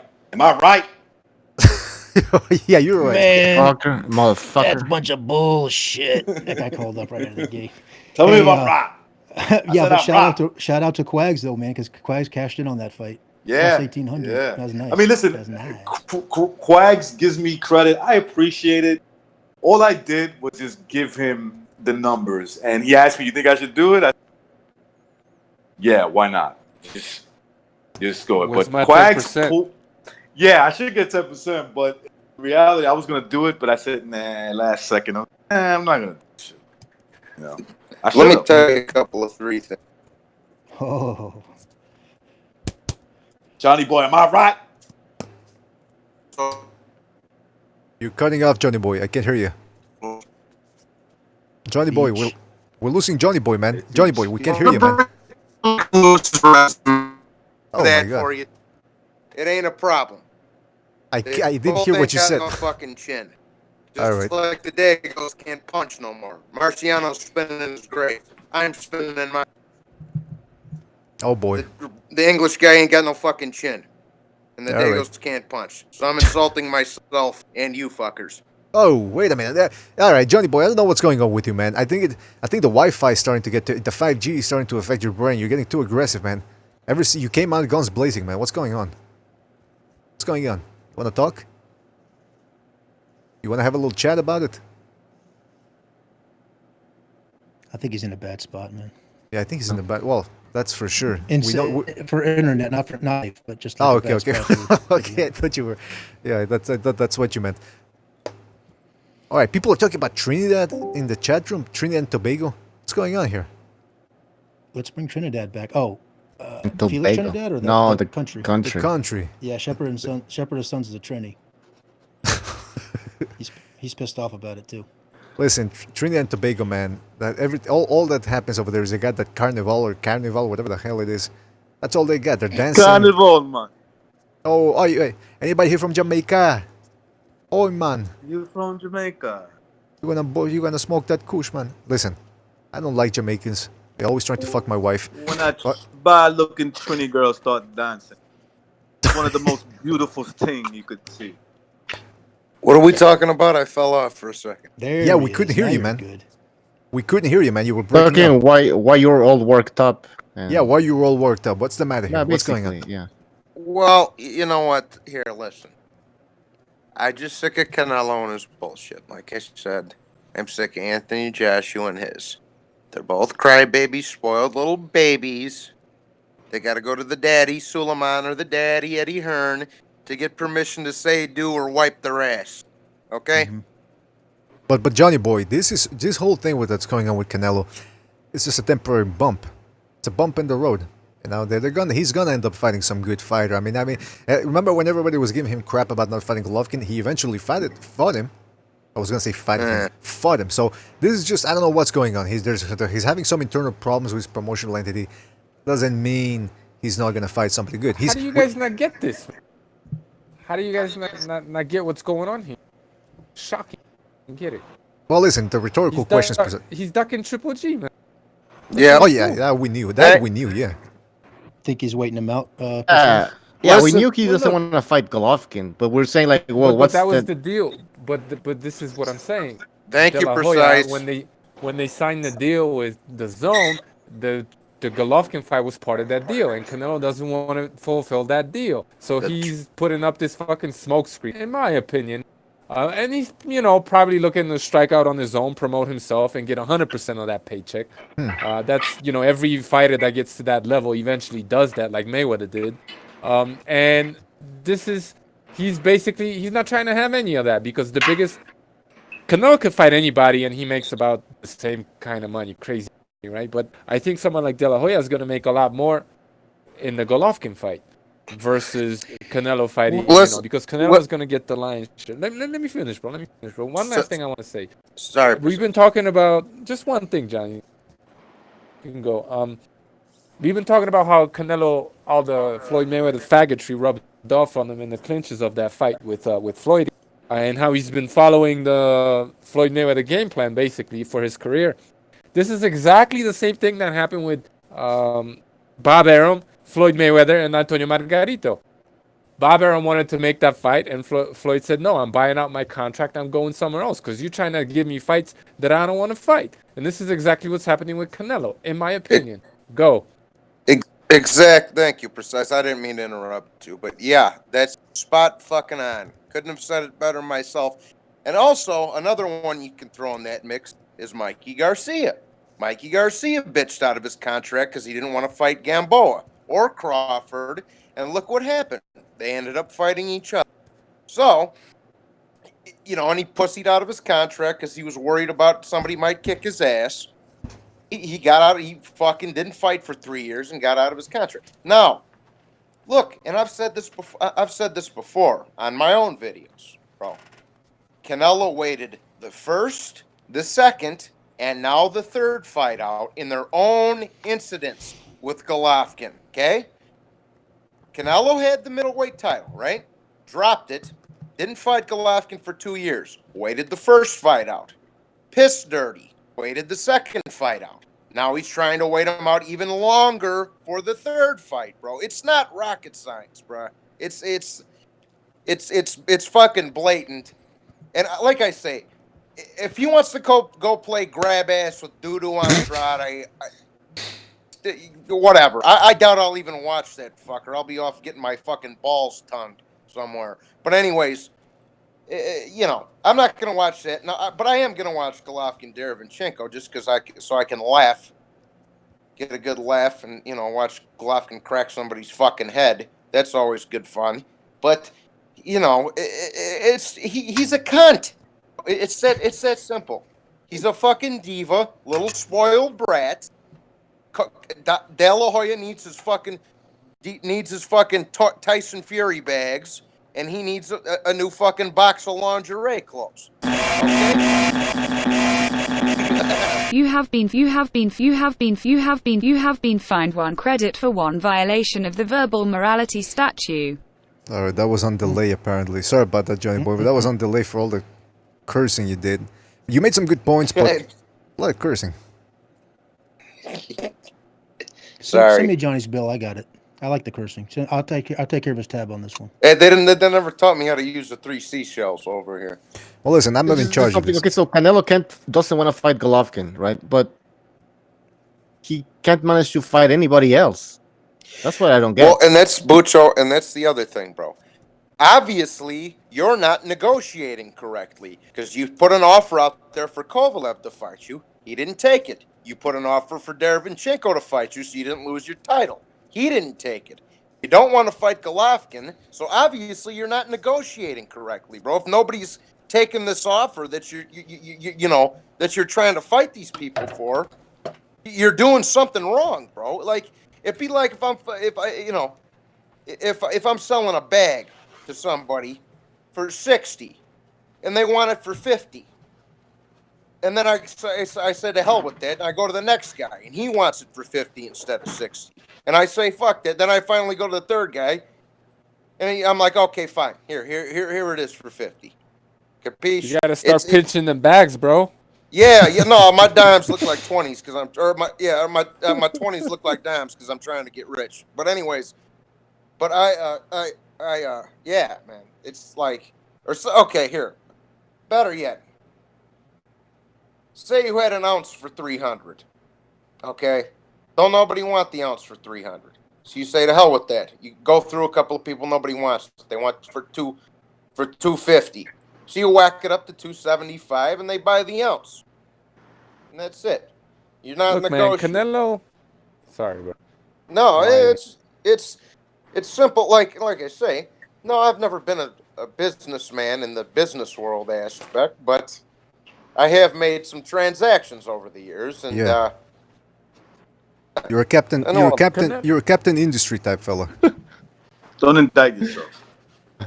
Look, Canelo, he can fight anybody he chooses. Okay, it's not difficult to make a fight with Canelo.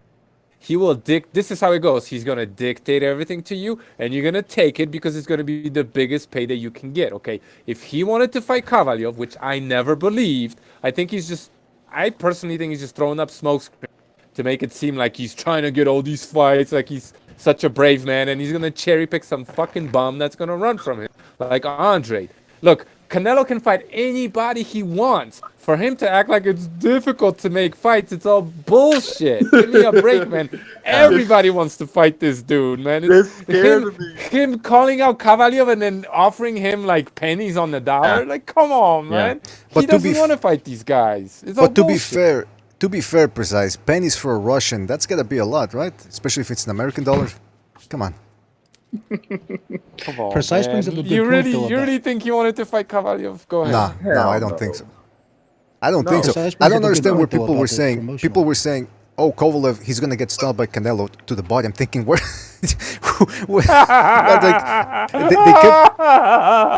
They keep going. Okay. Say that. They keep going. People were saying that on the internet. People were like, "Oh, if Andre Ward could stop," and I'm thinking, Andre Ward is 6 foot something. People, Andre Ward is 6 feet something. Probably walks for around 190 pounds when he's not boxing. And I know Canelo's a heavy dude, but he's a short. By the way, Canelo's not 5'9". He's probably more like 5'8 and a half, 5'8". All right, I don't want people to start. Yeah, he's not 5'9 and a half. But He won't be able to get close to him. If Kovalev doesn't want to, Canelo's not going to be able to get close to him. This is like, imagine Erislandy Lara with balls, size, and punching power. What's Canelo going to do? What is he going to do? Cut the ring off on him? Ow! Gonna get knocked out. Come on, man. Like, the fight's such a joke, man. People thinking that Canelo... Okay, look, if Kovalev is shot and he just can't take it anymore, okay, fine, he has a chance. But if we get the same Kovalev we got in his last fight with Alvarez, come on. He's gonna box Really? his head off. Like, this Just for is... clarification, were they talking about Kovalev coming down to 68 or? Yeah, it was going to be something like that probably, right? They were trying to drain his ass, and it may come out in due time, and Kovalev will say, no, they try to drain me to fucking 165 or something like that. That's why I didn't take the fight. And they didn't give me enough money. You know what I mean? It was probably one of them things. But it's like, fucking A, man. Like, can you beat somebody at 168 even? You barely, and a lot of people disagree, beat Golovkin. Okay? Kovalev is like that, except much bigger. Yeah, I mean, am I the only one who doesn't see through this bullshit? No. Well, but I don't get. Okay, so if Canelo can get any fight, why isn't he getting any fight? Because he's negotiating wrong, bro, and he's throwing out all these fake offers. That's what Precise is saying. Like, okay, no, hang on 1 second, Precise. I was just gonna say, like Kovalev, okay, we made you an offer, and it's probably some weight drained bullshit, and he's fucking penny pinching over here. So Kovalev was like, "Fuck that," and then he looks like a brave guy sending out all these offers. Like Precise just. I get that point. I get that Kovalev fight was just a bullshit. Like they offered him like peanuts, whatever. But he can. Why can't he get the fight against Evrechenko? That's why I don't get. Or Andrade. Of course he, bro. But why? But let me explain to you, Bucho. This is real easy. Okay. Look, he ducked Charlo, right? He gave up that belt like he did with Triple G. It was the same thing all over again. Now he's giving up the IBF belt. And what's next? We'll see. He's not trying to fight anybody. His knees are probably fucking aching. The guy is looking to cherry pick the rest of his fucking career. Maybe, pick a fight that looks good here and there. Like, he's trying to promote himself. I don't know what's going on, man, but this is all a fucking setup. Why did he duck Charlo? He gave up that belt, right? And then they strip him of the IBF because he couldn't make a fight with Derevyanchenko. Get the fuck out of here. Now he has promoter issues. And like, get out of here, man. It's all a bunch of bullshit. The guy probably is dealing with like knee injuries or something, and he wants to cherry pick the rest of the way because he feels like, oh, I fought Triple G, so I'm the king of boxing right now. I did what they said I would never do, and now he just wants to cherry pick out of all these other fucking... Who knows what he wants to do? I don't know, but he's not trying to fight anybody. This is clear. He ducked Charlo. He's ducking Golovkin. He just ducked Derevyanchenko. Like, were we gonna blame these guys that don't have any money except Triple G maybe that want to fight Canelo because it's the biggest payday? We're gonna say that they couldn't make a fight with those guys? Fuck that, man. Canelo's just cherry picking and ducking. That's what he's doing. So Canelo's gonna have to fight eventually. a contract. Who do you guys think we'll he's going to see end what up happens, fighting? right? He's looking for that Khan rematch. Now listen, here's the thing about Oh, Canelo. well, seriously. It's like- No, I'm being serious. Now here's the thing. Now this let's just talk here. The difference with the thing that it's annoying as shit, but the thing that I actually is a positive in this is that DAZN signed him for a multi-fight deal, but my concern was that it was going to go down like the Mayweather contract. Like, look at Mayweather's 8-fight deal with He had Showtime. 6. It was a 6-fight deal. Excuse me, you're right. 6-fight deal. It was like starting off with Guerrero. It was the kid that headbutted him and got punched out. No. I can tell you exactly which 6 fighters in order were on that fight. It was Guerrero. It was Guerrero, Canelo, Maidana twice. Who's putting their coffee cup away? Who is it? This is enough, man. Recognize has been doing Recognize, dishes for the man. last half Yeah, an hour. recognize. You gotta mute your mic, man. Oh, sorry. Shit. What are you, a busboy? He's a barista. No. I was moving my weights around. Yeah, Yeah, right. okay. Yeah. Put yourself on mute. Like this. That was shit, too. I was moving my 50-pound weights around. Yeah, my 120-pound weights. You know those dumbbells, the 120-pound dumbbells. No. But the I'm 6 benching over here. The 6 fight the 6 fights was Guerrero, Maidana Guerrero, Canelo, Maidana 1 and 2, a one-armed Pacquiao, and then Berto. No. It wasn't. It was. You're right, except for the Pacquiao it was the 6 fights where Ortiz was in there. Victor Ortiz, wasn't. remember that? No, that was wasn't, HBO. Pete. That was HBO. Does it matter? Does it even, like, come on. Yeah, what was your point, Pete? What was you're saying? You were saying Okay, something. yeah. To my point. So the risk of these multi-fight deals is that they turn them over. They sign these deals, and then they're just left with whoever these guy brings to the table for a fight. The difference with DAZN, I think, here is that they're signing a multi-fight deal just for TV rights. Golden Boy still got to promote the fight and sign these fighters and make these matches happen. They got to be the matchmaker. But it looks like DAZN has a say so in we're not going to pay you. I don't know if it's $30 million a fight. We're not paying you $30 million for that fight. We're not paying you $30 million for whoever you're suggesting to bring to the table. Yeah. And so Pete. that's pissing Canelo off a little bit. See, Pete, when Danny Garcia fought Rod Selka, okay, was trying to get that shit on HBO, and HBO said, "Fuck that, we're not putting that shit on our network. That's a garbage fight." Same kind of thing. Well, And you know. Canelo's But Johnny Boy, that's a good point. Look, Pete brings up a good point, which is what I think Bucho was trying to get at too as well when he was trying to read between the lines as well. Let's say what Precise says is right, that Canelo just wants to fight some bums because he's got a bad knee or he has an onset of AIDS or whatever. The point is, DAZN is the X factor in all of this because they don't want Canelo to fight any old bum. That's what I'm interested in. I would love to read that contract and see what the stipulations are. Can they force Canelo or have a big say on whom he fights? Because if he's just going to go after B-level fighters that we already know he can beat, that's going to create some internal strife between DAZN, Golden Boy, and Canelo. I mean, is this Canelo? Think about it though. Oh, go ahead. No, I was just gonna say, and the WBC is gonna stick by Canelo no matter what, because he's probably got the fucking Guadalajara cartel fucking laundering money into the WBC. But that's a whole nother story.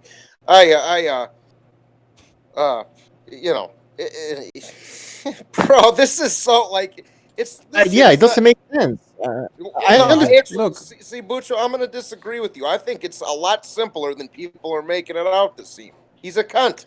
That's it. Oh, okay. He's a cunt. Maybe Canelo doesn't want to fight any tough guys that come to fight. When you really look at his career, maybe he likes to fight these guys, these so-called slick fighters that like to sit back and take their time. Because when you look at Canelo, when he has his own way, he doesn't press the issue very well. He likes to sit back and counter.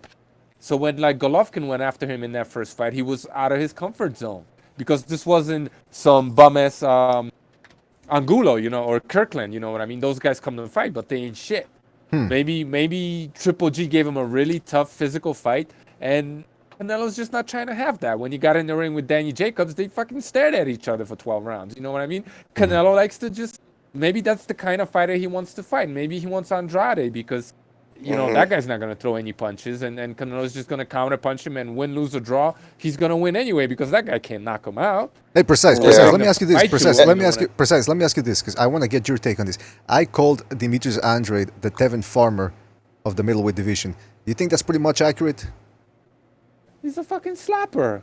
He can't, like, the guy needs to learn how to throw punches, man. Can you throw a straight left hand? I've never seen it.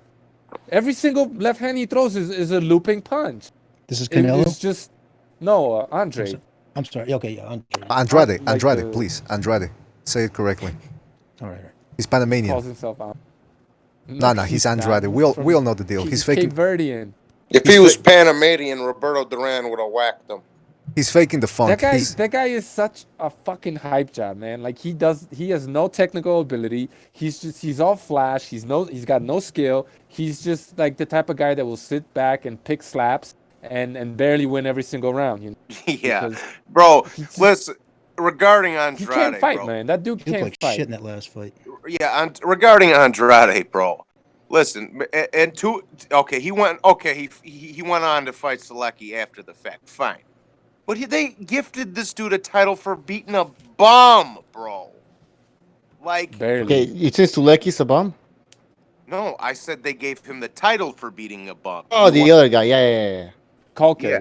You talking about Kolke or? Well, Kolke's not a bomb. Kato- Are you talking about Kato- Akava? No, okay. I don't even remember the dude's name. That's how much of a fucking The African kid? Yeah. He knocked him out like 50 times or some shit, yeah. And it was for the title, bro. They gave this dude a title, Kunta and they Kinte. gave Charlo a title. come for on, fighting hang on. They gave Charlo a title for beating on a 154 pounder who was about a foot shorter than him, and he struggled with the guy. Well, at least they fought somebody. They gave Canelo a title for not fighting people, man. Well, that's what I'm trying to. I want to clarify something here because when I asked that question about Andrade, I'm not saying Andrade and Tevin Farmer are bad, but what I'm saying is, despite their defensive abilities, when it comes to fighting the best, the cream of the crop of the division, you need a little bit extra. Andrade's offense, defensively, he's good. Offensively, how is he going to get the job done against Canelo or against Golovkin or against even Daniel Jacobs? Because at least Lara was a runner, let's face it, but he had some pop on that left hand. And he kept people honest with that left hand. Andrade, a jab and a couple of slaps here and there. He tried to put it on Zulensky. He tried to put it on Zulensky early. And after the third round, he said, screw this, I'm going back to boxing. But you know what happened? He shocked Zulensky. He surprised him, and he gave him something to think about, right? He showed him that he had seconds. power. Sorry about that. But after Zulensky adjusted, and I'm not saying he was winning rounds or anything. He won some rounds. But after he adjusted and he saw what was coming, Andre just ran out of ideas, and he just ran around that ring, and all he did was throw a wide looping left hand and then duck below the belt. That's all he did all night. Like, he never even set that punch up. It was so easy to see that shit. Like, he's got no technical ability. No, it's not legit. He's just ducking below the belt and then coming in with your head. That's his defense. And let me. Precise brought this up about Rigondeaux. I realized I noticed in that Andrade fight. You're talking about his defense. What is his defense really? He ducks his head below his waist when he gets in close or he clinches. Otherwise, and his offense was a bunch of bolo punch. A bunch of winding up these bolo punches and slap hooks. I thought it looked like shit in that last fight. But go ahead, John. Sorry. You know what? And BDA, this is the other thing that pisses me off, bro. With this whole Canelo shindig that's going on. Okay. Now, you guys, again, talked about this with McGregor and recognized a few days ago. Again, you guys were one step away from having everything nice and quiet and one step away from getting undisputed. Okay? Then you rip Triple G off twice, give Canelo all the titles, and then they go scattering all over the fucking place again. Okay? Now, now the middleweight division is turning into the heavyweight division. and it's ridiculous. We had Jacobs, Canelo, and Golovkin all fighting each other. Now this Jagoff's got a belt. That Jagoff's got a belt.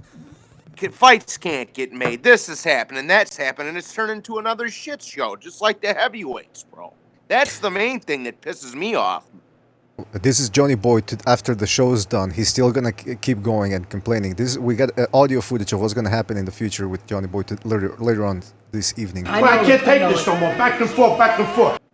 Johnny Boy, you gotta take it easy, man. I know your blood pressure right now is way too high. They trust that scumbag Green. I don't. The way I'm feeling right now, I'll hit the two of them in the head with a fucking shovel. No, but you know what? Let's get back to the Canelo thing, because Bucha does bring up a good point. So what's the plan here? Is Golden Boy the one that's keeping Canelo away from fighters? Is Canelo the one that's deciding this? Where does the zone figure into this whole thing? How are they going to get Canelo? Okay. Can they make Canelo fight somebody? I know it's all speculation, but what do you guys think is going to happen in the future? It has to happen. Like, that's what I'm saying. He has to fight at some point. So I'm asking like everyone, like, who's he going to fight next and when? Like, because he will fight. I mean, it doesn't make sense. Well, Andrade seems to be the only option right now within the zone. Yeah, he's probably going to fight Andre. Go ahead. No, I was just agreeing. Yeah, it's probably going to be Andre, because I think Canelo likes fighting these guys because they don't press him. They give him time to think and sit back and take his time and take it easy on his, creaky knees and shit. And I think he likes that type of guy because he's not going to really threaten him. And whether he actually wins or not, he's getting the decision. So it's another easy fight, like the Jacobs. I gotta ask though. Sparring session. I gotta ask though, because we mentioned how Canelo likes it when guys go to him when they can't punch. Like Liam Smith, he didn't respect Smith's power and he just broke him down. Kirkland had power, but he's had awful defense and he got chopped down. Right now in the middleweight division, other than Gennady Golovkin, who can?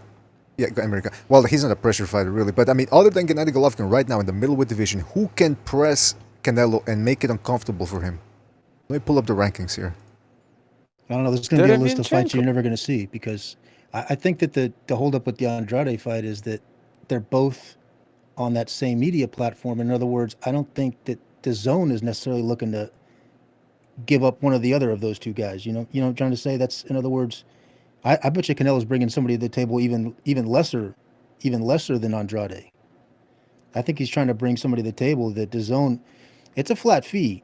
It's a big flat fee. It's a big fee, but it's still not a pay-per-view. None of this is based on any pay-per-view. So if the zone's got it whacked up to where you're going to make this much per fight, but we get the right to refuse that fight, and your next 6 fights or whatever that fight is going to be on the zone. Your next fights will be on the zone, and we get the right to refuse a particular opponent. Looking at the rankings. Yeah, what's up with the rankings? Here we have number 7, David Lemieux. If David Lemieux would have fought this year, he can't make 160 though. He can't make 160 anymore. The collapse. Fuck. Yeah. So why is he even in the rankings still? But anyways, that would have been a great fight for Golden Boy though. What about Ryota Murata? You gotta look at from 147 all the way up to 175. That's where you gotta look for Canelo. Look for Canelo that's opponents. ridiculous, man. Okay, Spence for all we care, Good point. He makes a good BDA. Look at the 154-pound rankings instead. No, there. Yeah. Let me. Instead of 160, man. Check out the 155, 156, and the 157-pound divisions while you're at it. I like Pucho giving BDA orders for once now. I like this. Let's go, BDA. Get that ranking up there. All right. So who do we have here at 154? Kell Brook. Okay, come on. I mean, Kell Brook, Canelo. Erickson Lubin, who's been very talkative. Michel Soro is pretty good, but he's not a big puncher. Jermel Charlo, who's just another Charlo. Tony Harrison, he's got his business with Charlo. Brian Castano, pressure fighter, not a big puncher. Emi Munguia, hey, you never know. Erislandy Lara, been there, done that. Jared Hurd, that would be interesting. Jared Hurd versus Canelo. Julian Williams. Now keep in mind, most of these guys are with the PBC. So. Gia is fighting Jesse Vargas apparently. No, is that official? Jesse Vargas, really? God, that's what they were saying. Yeah, it's a big fight can happen. So I think any of the top ranked fighters I think they could be in the mix to go over and fight on DAZN. That could happen. I mean, that could happen. already saw Hooker fight Ramirez, so it is possible. Yeah, that's possible. A lot more possible than APBC for the Charlo for a lot of reasons. I don't think Canelo wants him. I don't think that could even happen. But especially now with the franchise bullshit and giving him the regular title, now they just effectively got having their cake and eat it too. The WBC, so they're not going to bring those belts together for any reason.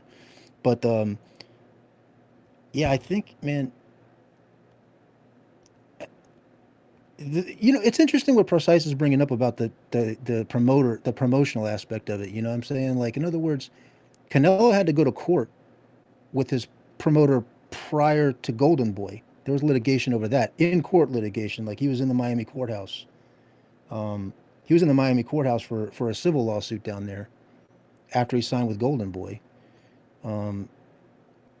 So maybe this thing about being unhappy with his promoter, he could still fulfill his deal with DAZN, but if it was under, let's say Ginger Cunt Promotions or something, as Johnny would call it.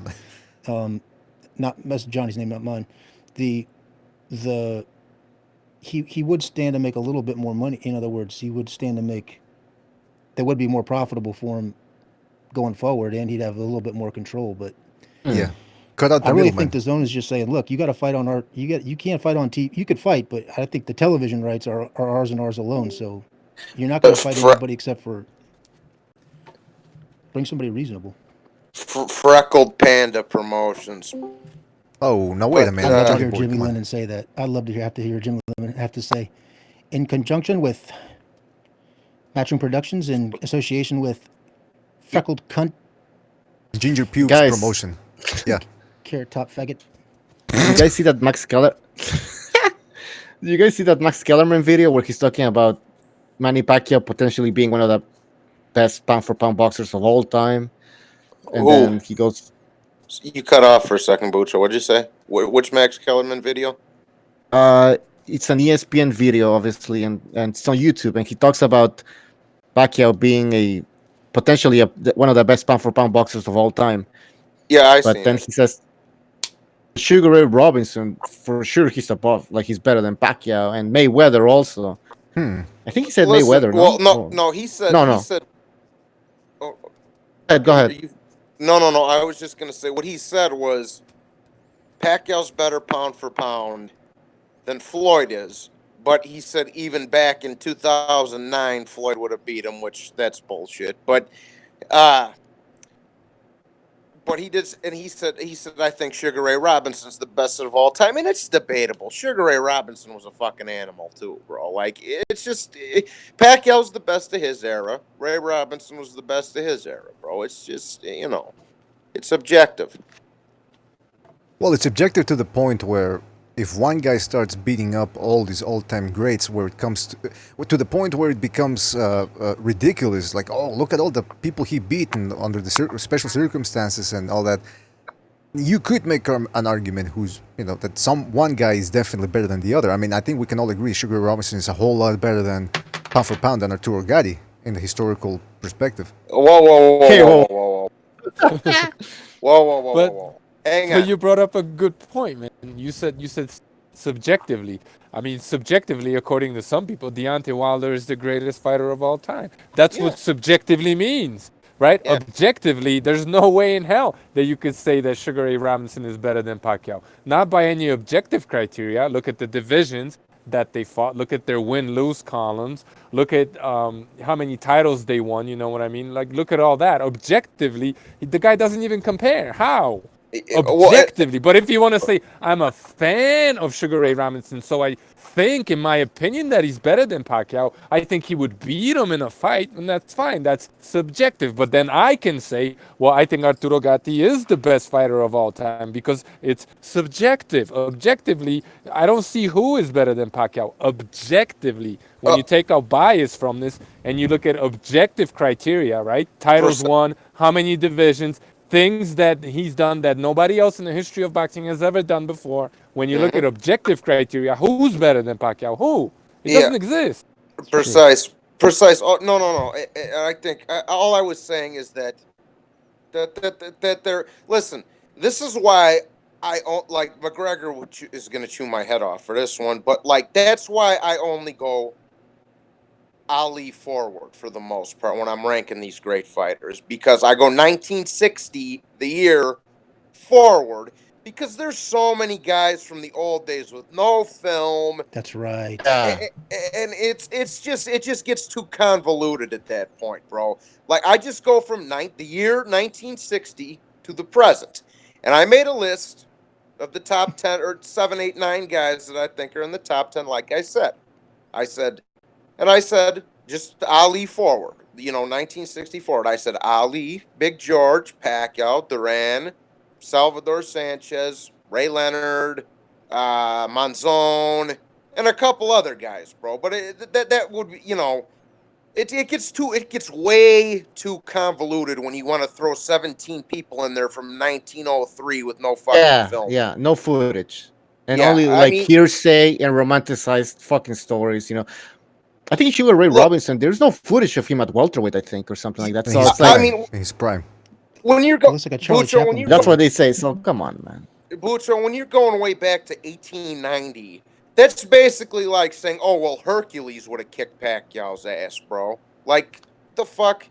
I got no problem with going back, but like Johnny's saying, like Johnny and Precise are both saying, if you combine it, it's if you want to talk objectively about it, I got no problem with your opinion on your list or who's better than who, but you gotta be able to back it up with some foundation. Like, okay, let's look at this. Let's look at this. And I mean, there's just no media. There's just no. We just don't have much evidence on these older. All due respect to Robinson and all of that, but when your only fight footage looks like one of them old Charlie Chaplin movies where you're flipping up black and white pictures, like you're flipping them, like trying to watch a picture show, then you got no idea what that record even. Shit, you got no idea who these guys were. Totally different. But we know But how many Precise, titles Precise. he's Another- won. Hold on. hold Hold on. Sorry, Bucho. Just gonna ask Precise, No, I was just gonna, yeah, go ahead. just ask you. I mean, because you said objectively, but then, some people might say, well, that's based on your criteria, which you mentioned some interesting points, right? But I mean, somebody else could say, well, Sugar Ray Robinson went on like 90-0 or something like that. Like, did Pacquiao ever do that? You know what I mean? Well, that's fine. So we give yeah. So we give Sugar Ray Robinson, we give him a 1 for that, right? And then we look for something that Pacquiao did that Sugar Ray Robinson didn't. And trust me, there are many more things that Pacquiao did that Sugar Ray Robinson didn't. And the point is this: we all agree. We can all reasonably agree on what the criteria are, right? They don't have to be my criteria. They are the criteria that boxing fans always talk about. Titles won, right? How many divisions? And, if you've done something that nobody else has ever done before. These are criteria that we always use, right? When somebody does something, has like 14 title defenses in this or that division, right? That's never been done before. That's important, right? So if we're all being fair and reasonable, we could all agree on what these criteria are because we always use them. And as far as all the criteria that people always talk about, to my knowledge, I'm no like historian. I'm not a historical buff, but to my knowledge, no one has done the things that Pacquiao has done, or he has done more things that nobody else in the history of boxing has ever done. So if you say, well, Sugar Ray Robinson was the only one to win the lineal and the middleweight titles, and he wasn't. There were many other guys who did that, right? But let's say he was, you could say that. But then you say, well, Pacquiao was the only one to win lineal titles in 4 different divisions. And this isn't like the junior and the super divisions. This is the original weight division that all these guys historically competed in. Like, no one has done the things that Pacquiao has done. So, you see my argument? I don't even see how you could even like compare any of these guys to what Pacquiao did. It's just ludicrous to me. It's all go ahead. Then biased bullshit. Then I want to say something. Go ahead, recognize. Look, man, like, there's always, right, boxing terms, because Cutting off, man. You're cutting off pretty fucking bad. I think your squat rack is interfering with your connection. In a basement or something? He's in the gym. Yeah, I am I'm in my basement. That's what I thought. Can you hear me though now? Yes. You're good. All right, so there's always been a criteria of certain accomplishments, and then there's something that you've done as an athlete that nobody in the history of the sport has ever done, right? So, for instance, like I love baseball. I told you guys. I always say, look, Barry Bonds is the greatest player that ever played. And my reasoning for that is because he's done things that nobody's ever done, right? So Manny Pacquiao, who will go down with several all-time greats of all time, then you start comparing him to those people, and what you'll find is that he's done a lot of things that a lot of fighters haven't done. So therefore, he has a great case. Whether in your opinion or you're going by certain minds, he has an argument at the very best. I'm not saying he is, definitely, but in terms of milestones and just, your general opinion of what you're watching, I think he fits in both categories. Because milestones, look, name me another flyweight that went up to featherweight and won a title. Just that alone. There's only one. That's Manny Pacquiao. Bro. Or by comparison, you could say a welterweight that won the heavyweight crown, right? Like by comparison. Precise. Right. And here's the other thing, bro. This is why I like I say, I'm only going Ali forward, bro. But this is what the problem I have with ranking fighters from, like I say, like 1902 and the 20s and 30s and shit like that. Now we can all agree on that there's only a handful of great fighters for each era, correct? Can we all agree on that? Yep. Yeah. Okay. The problem I have with this shit is there's only a handful, 4, 5, 6 maybe great fighters that come out of each era. But then you go back to the 20s, and somehow there was 53 great fighters. Like, come on, man. True. Is that not true though? That's a good point, man. And then, you go back to 1930s, and everybody who was a fucking contender was an all-time great over it. Like, no. Like Armstrong, yeah, he was a great fighter. Robinson, he was a great fighter. Willie Pep, great fighter. Harry Greb, great fighter. There's a handful. It's not every other fucking, Tony Canzoneri, Johnny Dundee, the Sicilian. Those are great fighters. Barney Russ. But there's a handful. My point being, there's a handful of guys. It's not like that's what pisses me off, bro. There was 6, 7 great. Well, I won't just ballpark. There was 6, 7 great fighters to come out of the 90s, let's say. But somehow there's 70 to come out of the 20s, bro. Like, no. It's like ancient civilizations which didn't know anything about the past. So at a certain point, everything was like when the gods used to live around in the earth and shit like that. Same here with boxing. There's no footage. It's only stories, romanticized stories. And it's all like all of these boxers were fucking gods on earth, It's what Bucho. It's like Stu was saying the other day in a private conversation. He was talking about the 1940 Dachau, and he was talking about Auschwitz, and he goes, "There's no footage. There's no real photographs. All we got is here." I need some footage, man. Yeah, it's like come on, Stu, settle down, man. You gotta watch it with that stuff. You're gonna get shut down. He watches there's no highlights. McGregor makes a good point. Look, McGregor feels that, and I spoke with him. I thought it was a great conversation. And he said, look. The one I was in recognized with y'all? I think you was put up. And you see, he's very minded. He said, look, there's an argument. I recognize. Go back to where you were, man. You're cutting off again. I don't know why I'm cutting off. How about now? What? Are you moving around? No. Yeah, you're not. You doing lat pull downs now? Okay, you can hear me fine now, right? Yes. Okay. All right. So, McGregor's point was that you can make a great case, Manny Pacquiao, that time great making highway, and this was his breakdown. He said, if you look at the guy he beat, Sakol, I forgot his guy from Thailand. That guy, according to McGregor, is an all-time great flyweight. After he even lost, right? So I looked him up and I saw who he fought. Fred, he has it. You're cutting off, man. You're cutting way too. I mean, you're talking about the guy that Pacquiao. How about now? You're just talking louder, but yeah, go it's ahead. gonna be the Sorry. same thing, man. Like Can you hear me? Yeah. Yeah. Yeah, but you're gonna start cutting off again. Every other word, basically. I'm gonna get You you. what? About Gonzalo needs to hook you up with a bamboo antenna, man. I know. Fucked up. Why are you in the basement? Get out of the basement. He's working out. He told you already.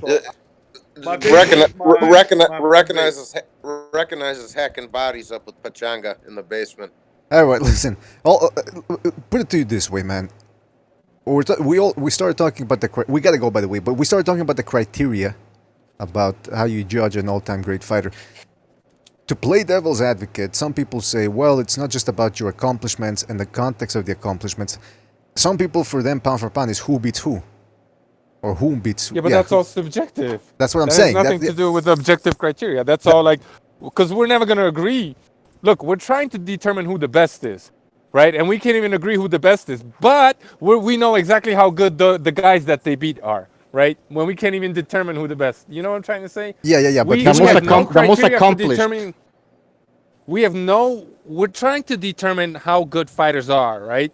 But we're gonna do that by saying who they beat and how good those people were. Yeah, that's the only way. You're working backwards. You know what I'm saying? But the only way you can do it though is by. Yeah, I forget that element of, well, if this guy, if Sugar Ray Robinson Pacquiao would have fought, who would have won? I mean, that it's subjective. We got to look at that. The only thing we have is the accomplishments and the context. That being said, let me play devil's advocate here. Floyd Mayweather, he did beat, he won the lineal flyweight championship. I mean, flyweight, super featherweight. He beat Corrales. He unified. He beat Castillo. Yeah, he did win the lineal welterweight championship. He beat a slew of good fighters. Yeah, and he beat Conor McGregor. So that right there, and he beat Manny Pacquiao head to head. Forget McGregor. I was kidding about McGregor. Some people just say just because Mayweather beat Pacquiao head to head, that's just like overtakes Pacquiao. But that does add. It's a little bit. Sense. It's a bit of an icing on the cake that he also accomplished a lot. And when he did fight Pacquiao head to head, he managed to outbox him. That's what they would say. I'm being devil's advocate. The devil's advocate. I know. Don't you? But that means Joey Maxim is the greatest fighter of all time. If you thought Sugar Ray Robinson was. No, but what I'm saying is people would say is like Mayweather had almost like he had a long list of accomplishments, and on top of that he beat Pacquiao. So if you but you're ignoring the fact that he took away Pacquiao's drugs and roided up himself. Like you're completely ignoring. So that's how is that fair? That's just your opinion. Like how are we gonna? That's not my opinion. It's on record. Yeah, but listen though, at the end of the day, I know people knock the eye test and everything, but you got to have resume, you got to have, lineal titles, divisions, recorded paper accomplishments, right? But at the end of the day, don't you need the eye test? Don't you? I mean, isn't it like a requirement to really? Yes. To form a eye foundation? test is very important, man. The eye I'm test. just saying, is like, very who's important. seen like footage of Ali getting? I don't know what fight it was. I think it was in the UK. He got fucking blasted. I'm talking about he was on Queer Street. No offense to Canelo or anybody else or Oscar, but he was on Queer Street, like fucking barely made it back to his corner. And in between the rounds, they cut his glove, or they claimed he had a cut glove, and they sent some guy in the back room to go get it. I mean, he had like a fucking 9.5 minute break in between rounds. Oh, that was against the British dude. These guys are cheaters. Like I'm saying, I don't but for even that being on understand how video, you admit a cheater to the Hall of Fame. Yeah, like, but for that other being on sport video, is this though, okay? But for that being on video, that's just a win for Ali. Period. There's no asterisk. There's no discussion. Yeah, there's no nothing. So exactly. We've seen these fucked up scorecards. Shit, on live TV, they got HD live streaming, and these scorecards take anything that takes over 4.5 minutes to get the scorecards tabulated. You know there's going to be some bullshit. I mean, unfortunately, you know it. It's Sugar Ray Robinson, who's considered, the greatest by a lot of people. He didn't win a lot of those fights that say that have a W on his record. He didn't win a lot of those fights. He got a lot of gifts too. You know what I mean? I mean, are they on film? He chose. I'm asking seriously. No, but there's like a newspaper report from a certain fight. He said, much to the dismay of the crowd, Sugar Ray Robinson got a decision. This is him fighting in New York, fighting against Kid Gavilan. Yeah, that was Kid Gavilan, getting right? Booed the fuck out of. After he brought him up in weight, right? Told him what gloves to wear. He still got his ass whooped. Well, listen, wait a second. Let me say this: Jake LaMotta also got robbed in a couple of times. Too. Come on. Yes, he did. Yeah, he did. No, he did. Jake LaMotta got robbed. He's Italian. He was mafia on his Italian. side. He was I'm hanging joking. out with the wrong crowd. He should have known what's coming. No, hang on. No. Jake LaMotta had balls. Anyways,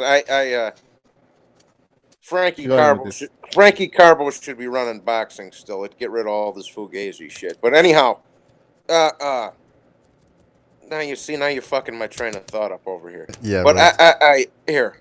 My fault, huh? No, not whoever was talking's fault. Don't laugh, recognize. Don't laugh, man. Hold on, now I'm trying to. God damn it. Manny Pacquiao passes. Manny Pacquiao passes every test. But hold on. Yeah. Johnny boy, can I say something? Johnny boy, can I say something? Of course you can. Okay, because I don't know if you until you gather your thoughts about what we're gonna say. We're talking about accomplishments, and you get up. You know, some people have asterisks in their next to their names. Pacquiao has a couple of asterisks next to his name too.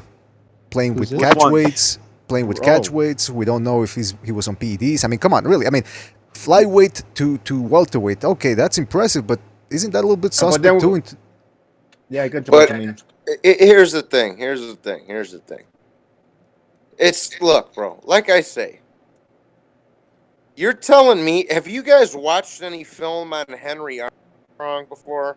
You're telling me that fucking guy's gonna beat the shit out of Pacquiao? Are you out of your fucking mind? But that's not fair. That's Yeah, he like hit saying, really hard. You know, that's like saying a runner from 1950s who didn't have the type of equipment, the type of, the tracks were different. All this stuff was different. He didn't have the drugs that they have today, saying, well, he ran 100 meters a second slower than Usain Bolt, so he cannot be the greatest runner of all time. Well, That's I'm saying not exactly fair. But the criteria there is more. What I'm saying is, bro, they're from different times. You can't compare them. It's a different time. No, you can, but you have to know what to consider. You can't compare them like looking at the eye test. That's not fair. I agree. But you could look at their accomplishments in their era, because him competing, Sugar Ray Robinson competing in his era is just as difficult for him and everybody around him as it is for Pacquiao in his own era. Every era is, certain things are going to be easier, but other things are going to be tougher, right? Exactly. And everybody competing in your era has to deal with the same challenges and has the same advantages. So you extrapolate from any individual era, you pick the best fighters, and you look at their accomplishments in their era across weight classes, weight divisions, and then you do the same for everybody else. So you have to structure this algorithm so that it's fair for everybody. That's why looking at the eye test isn't fair. Yeah. Using the eye test. What I'm saying, yeah, exactly. You're right, Precise. I'm just saying. That's what I'm saying. You can and you can't compare it, because, like you said, they had shit that was easier for them and harder for the current era, and vice versa. Look at But that's irrelevant. Look, people will say, well, back in the old days. Let me give you an example. Back in the old days, they fought once a week, so it's not fair to compare them. Yeah, but your opponent fought once a week too. So, okay, if you're telling me that the argument is, well, he was tired or he was beat up, well, that's okay, because everybody in that era was beat up, so it sucked for everybody, right? This is why saying, well, Sugar Ray Robinson won 90 fights in a row isn't fair. It doesn't translate across eras, because in today's era, people don't even fight 90 fights, you know what I mean?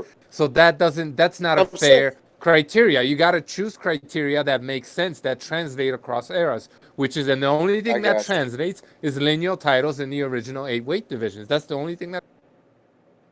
Yeah, I agree. Well, and here I'm going to use another analogy, and Pete will like this one. I'm a big football guy, bro. Okay, Dan Marino broke every fucking stat in the record book for quarterbacks, right? Were there for years and years and years and years. And people say all these rings and all this other fugazi shit matter. No, it doesn't. The rings are the effort of the whole team.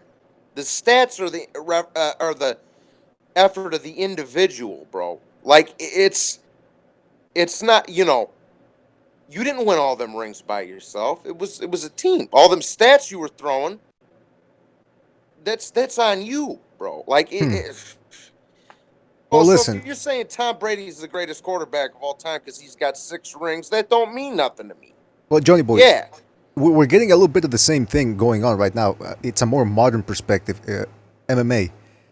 Some people say, well, Ken Shamrock would get murdered nowadays because his stand-up game was crap. But if you want to say he's one of the all-time greats, hey, for his day, when everybody was trying to find out what worked, kung fu or whether it was taekwondo or it was really jiu-jitsu or judo, he was one of the best. He was effective at what he did. So for his time, he was the best.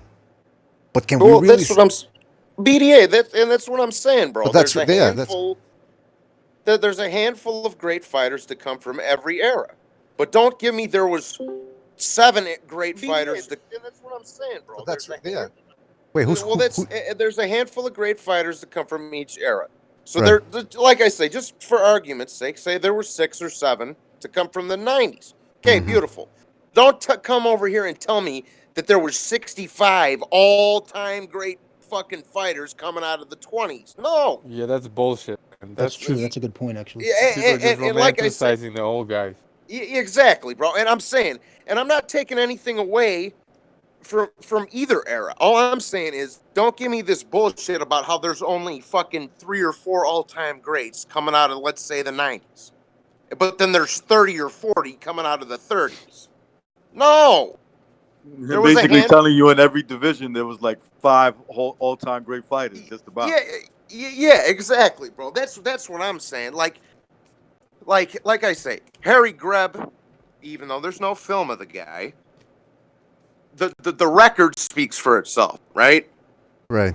But there's no film of any of that shit. We don't know if he got 40 gift decisions or not. We don't that's like I said, bro. Like I said when we started this whole conversation. That's why I just go Ali forward. To an extent, you can do some of the 40s and 50s for the guys that there are film of and look at their resumes and this and that. When you go way, way, way, way back to the Tigers Flowers days and the Barbados Joe Walcott days, it's too convoluted. And I don't want to hear about every other swinging dick in the boxing ring was an all-time great. I got you. And you forgot to mention West Indian Archie. You forgot him. You were throwing all this. I'm not taking any record of any boxer based on a goddamn newspaper article. There you go. Yeah, I mean, I'm sorry, man. If you went, I read bullshit on a daily basis in the newspaper to fucking realize that ain't much change. You know what I mean? Not to mention the WAPs were probably telling the newspapers what to write to begin with. So All right, listen. Revolucion wanted to show us something, or he's in a rush or something. I see Revolucion there in the background. Revolucion, are you there? Revolucion. What up, my peoples? What's up, man? Yo, Bucho, did you get what I sent you on Skype? The picture? Yeah. I'll put that shit on the screen, baby. Oh, he's down. Yes. Yo, what picture? First of all, guys, good to see all you. Good to be talking to all y'all. I was driving to work today. Okay. I'm just gonna totally swerve this off topic. I was driving to work today, and I drove past an estate sale on somebody's yard. So I said, okay, fuck it. I stopped over. I saw a guitar. I was like, okay, I'm gonna check out this guitar real quick. Guitar sucked, but I start digging through this box full of like framed New York Yankees photographs, right? And I'm going through them, and I see way in the background, I see one of the pictures. There's a boxing glove in the picture. I don't see the full picture yet. So I'm okay. I file my way through, and I pull out this fucking beautiful framed painting of 3 of, I gotta say, the all-time greats. Ali, Tyson, and Foreman as babies sitting in the ring with the gloves off, and it says champions forever. Putting it on. Hold on. Put it up. Baby Foreman, baby Tyson, and baby Ali cooling out. It was the most bizarre thing. Well, they couldn't all be babies at the same time, right? Was Luis Ortiz in there too as a baby? Right along with him? No, he was a teenager. As an infant? You're saying as an infant, or you mean as like their baby? They're 3. They're like toddlers. They're like toddlers. Where at, Bucho? So In wait, the they chat. had baby pictures together? BDA, do you see No, it? no, no, no, no, no. Yeah, I see It's a it. painting. It's a hypothetical painting of what they would look like as babies. Are y'all looking at? Y'all seeing this? Yeah, we're seeing it. And the funny thing is they used old man Foreman. They didn't Yeah, they didn't that's- put the afro on them. They took the 40-year-old Foreman and turned him into a baby. Yeah, that's creepy, man. That's gotta be a creepy, funny man. sight. That's a hell of a fun. Put that I shit. don't even see it. Put that fucking shit on the Where are screen you for seeing it? everybody to see. No, I don't think everybody wants to see that picture, man. Can you do it? I don't know how you. I don't know how to do I it. can only, yeah, I can only put it in.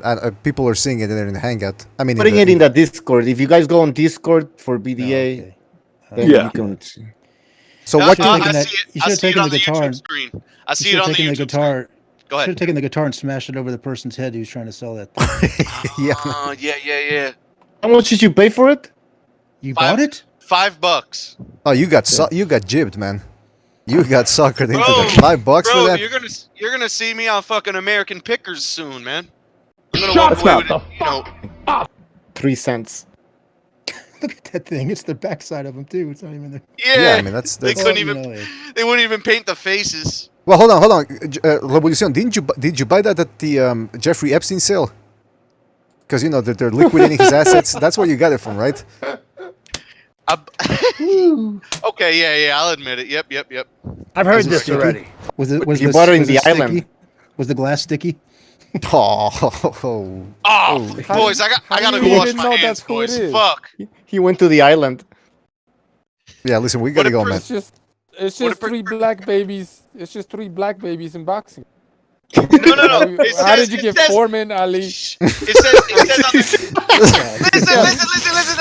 It says on the trunks. It says on the trunks on the waistband. Ali, Tyson, Foreman, each one. Yeah, if you click on the picture, but why isn't they should have put Wilder there instead of George Foreman? The three greatest. You said three greatest heavyweights of all time. They didn't put Wilder in there. What the? They heck? should have gone. They should have put Baby Sorry, Foreman guys. in I'm a sorry, crib guys. where Wilder was pushing holding Ali in a papoose on the front of him because he wants to be pregnant. Now Oh, listen, man. I wonder if somewhere there's a Discord or a group chat going on or a hangout going on with some old lady telling a story about how she sold this piece of shit picture for $5. Oh, So I caught a sucker and sold it to him for $5. Listen. I Dumbass. shoot him down. Okay, he was asking 10. I said 3, and he went for 5. Okay, it was perfect Jew tactics. Oh, wait a minute. Those were- Wait. The old low ball. I had a dream I fucked your brains out. So are you saying that you robbed an old lady, basically? Listen, the old lady died. It was her fucking nephew that was selling this shit. Okay. All right, I couldn't hit him with the guitar. It was an electric guitar. That would have killed him, man. Acoustic, no doubt. I would have wrapped that around his fucking head, honky tonk man style. Bro, you can hit people in the head with guitars. I took a $50 bet one time when I was drunk. Went right through my head. An acoustic or electric? Acoustic or electric? I don't know. One of the fucking banjo boys was playing it. I don't know. That's acoustic, Johnny. That's like plywood. That's nothing. Yeah. Electric is like fucking solid plaster or some shit. All right, fucking Rick Springfield over here. What do you want from me? I don't fucking know this shit. I'll start fucking soloing right now. What's wrong Looking with the in the Jews? chat, Triple JJJ calling me a Jew. What's I wrong got with the Jew by Jews? an old lady. Y'all What's wrong with the Triple Jews? Jew. What's wrong with the Jews? What's wrong with the Jews? There's nothing. Yeah, what's wrong with I the don't- Jews? yeah, huh? what's, why are you getting all racist here? Sucking baby dicks. Oh no! Wait a minute! No! That's it. Hey, Whoa. Jesus Christ! Revolution. You know, that's it, man. That's it. You're out. Get out. Go on. Let's go. That's All it. right. You guys don't want me here. I'm out. Okay. Yeah, thanks No, for you're not good. calling me a liar, son of a bitch. Well, thank You you know for the what? breaking news, though. I'm eating a roast beef sandwich right now. It kind of reminded me of 78's sister. Oh, okay. You know what? That's it. That's it. First of all, no. I gotta try and take a shit. I gotta go. You Sorry, paid guys. $5 We for got. that picture. You got the worst financial sense of any Jew I've ever seen in my life. All right. Well, Sorry frivolous with the about money. You should have bought some. Speaking of roast, You should have bought some. That's You not should how have you bought make some money. movies, man. speaking of roast beef, can I bring up a subject that was in the Discord? Now we gotta go, Revolution. We gotta go, man. I'm starving over here. All right. All right. Yeah, we got it. Yeah, Save we've been it- here for Save the degenerate. 3 hours. Save the degeneracy for the next episode. All right. All right. I just want to show off my picture. Don't That's all. forget- I'm hanging that, putting that right on the fucking, right above my bed, not All on the right. ceiling, above the headboard to show off Don't- to my girl. An update. We're working on the trivia game show. We're writing some questions, guys. Yes, So. guys, send me the questions. I want to see them. Send you the questions. Don't worry, man. That's Do it, bro. The hell's like 30 questions. I have. I need more than 30 questions, man. We need like a lot of questions. 100 questions. No, So I'll we're write getting 100 there. questions. 175. 175. 175. Okay, 175 would Oh. get us through the tournament. All right, we gotta go, man. We gotta go. go. Don't forget the roast beef pussy story that you were gonna say. All right, listen for the next episode. We do have to go. Yes, What? All right, What? fellas. Peace. Take All care, right. guys. Take it easy, I bid fellas. all of you adieu. Put us on Hey, Discord. BDA and Bucho, thanks for having me very much. I do appreciate it. Thank you for being on, man. All right, who's got some fucking feedback in there in the background? What's going on? Anyway, listen, fellas. Hey, yeah. Go ahead. Oh, what were you gonna say? Goodbye. Well, before you say goodbye, I'll just say, guys, don't forget to check out our Discord page, our Discord BDA group where we chat, we talk boxing 24/7. And if you like the show, please support us on Patreon or through the super chats or PayPal. That's right. At BDA. Oh, that's pretty Oh, good. that's That's pretty good. The Twitter page, the Instagram, the Discord is the important one too. Go in there. Yeah, if you the like- description of the video. That's If it. you like the chat room, if you enjoy spending time in the chat room talking with everybody, you can go in the Discord. It's like a chat room, but without a show. It's 24/7, uncensored. So get your asses in there and start having some fun. I want to thank everybody that was here in the hangout. I want to thank Revolucion coming in late. Sorry, man, we had to go. Also recognize the Matrix. Also want to thank McGregor Boxing, Cameron, who was here for 2.5 seconds before I had to go. Probably the wife wanted him to go get him a roast beef sandwich or something. You know, she's pregnant. You know how they do it. Those fucking music in the background, man. Yeah, that's the that's gonna be the second Renaissance music. Anyway, listen, I gotta put some music out for the outro, and then I go to the intro, Yeah, and then that's how I wave us off goodbye. Also want to thank who else was here? Precise finally made it into the Discord. Good of him to come on board. Who else do we have? Man? Johnny Boy, of course. He was on fire, man. He was on fire today. I don't know, he really got pissed off on his channel. The Canelitas are going after him. Who did we forget? Bucho, help me out here, man. With Pete too. We had Pete. Anyway, you know who else was here. Also, want to give a shout out to everybody that donated via the super chat. Boxing Spectrum, aka Gonzalo, and Official Scorecard Boxing for their contributions. Thank you guys. You keep the gravy train a-rolling. We are working on some cool stuff for the future, especially the trivia show. That's going to be the big one. We're going to have a whole, we're going to have a draw for the tournament, and it's going to be sensational. So I want to thank everybody who joined us. Everybody in the chat room. Jason Bourne, Nes Mendoza, Triple JJJ, Seamus Carey, The Punisher. I think Triple JJJ was there from the beginning. So was what's his? My goodness gracious! I'm passing out here. Shepherd the Sons. He was here from the beginning too, I guess. No, he was, I think. The Quags, John Gonzalez, Cena Macias, Seamus Carey, OmniSearch Media, Nes Mendoza, Hucker Mustang, not Mustang, Backmaster, I Am a Lefty, Virtuoso, who called in as well. Shout out to him. G Boogie, Bay Area, and many more people. You guys know who you are. Box, The Punisher. So thank you guys for joining us. I gotta get rid of this new age dentist music. There we go. Thank you guys for joining us. We'll catch you on the next one, folks. Take it easy. I'm disappointed in every one of you. I kiss you on the mouth. No, I'm not cool with that. I'm sorry. One more time. I'm disappointed in every one of you. I mean, I'm dealing with degenerate animals. I'm disappointed in every one of you. Disappointed in every one of you. All right, come on. Honestly, I can't do it, man. I'm disappointed in every one of you. Let me tell you why. It's gonna be all right, Nicky. Go ahead, shoot. He just killed a fucking man. What are you going to do about it? Because you got nothing, you don't got a thing. Yeah, because you got nothing. You got nothing. I want to get out. I want to get out of this rat hole. I want to get online. I need BDA Boxing.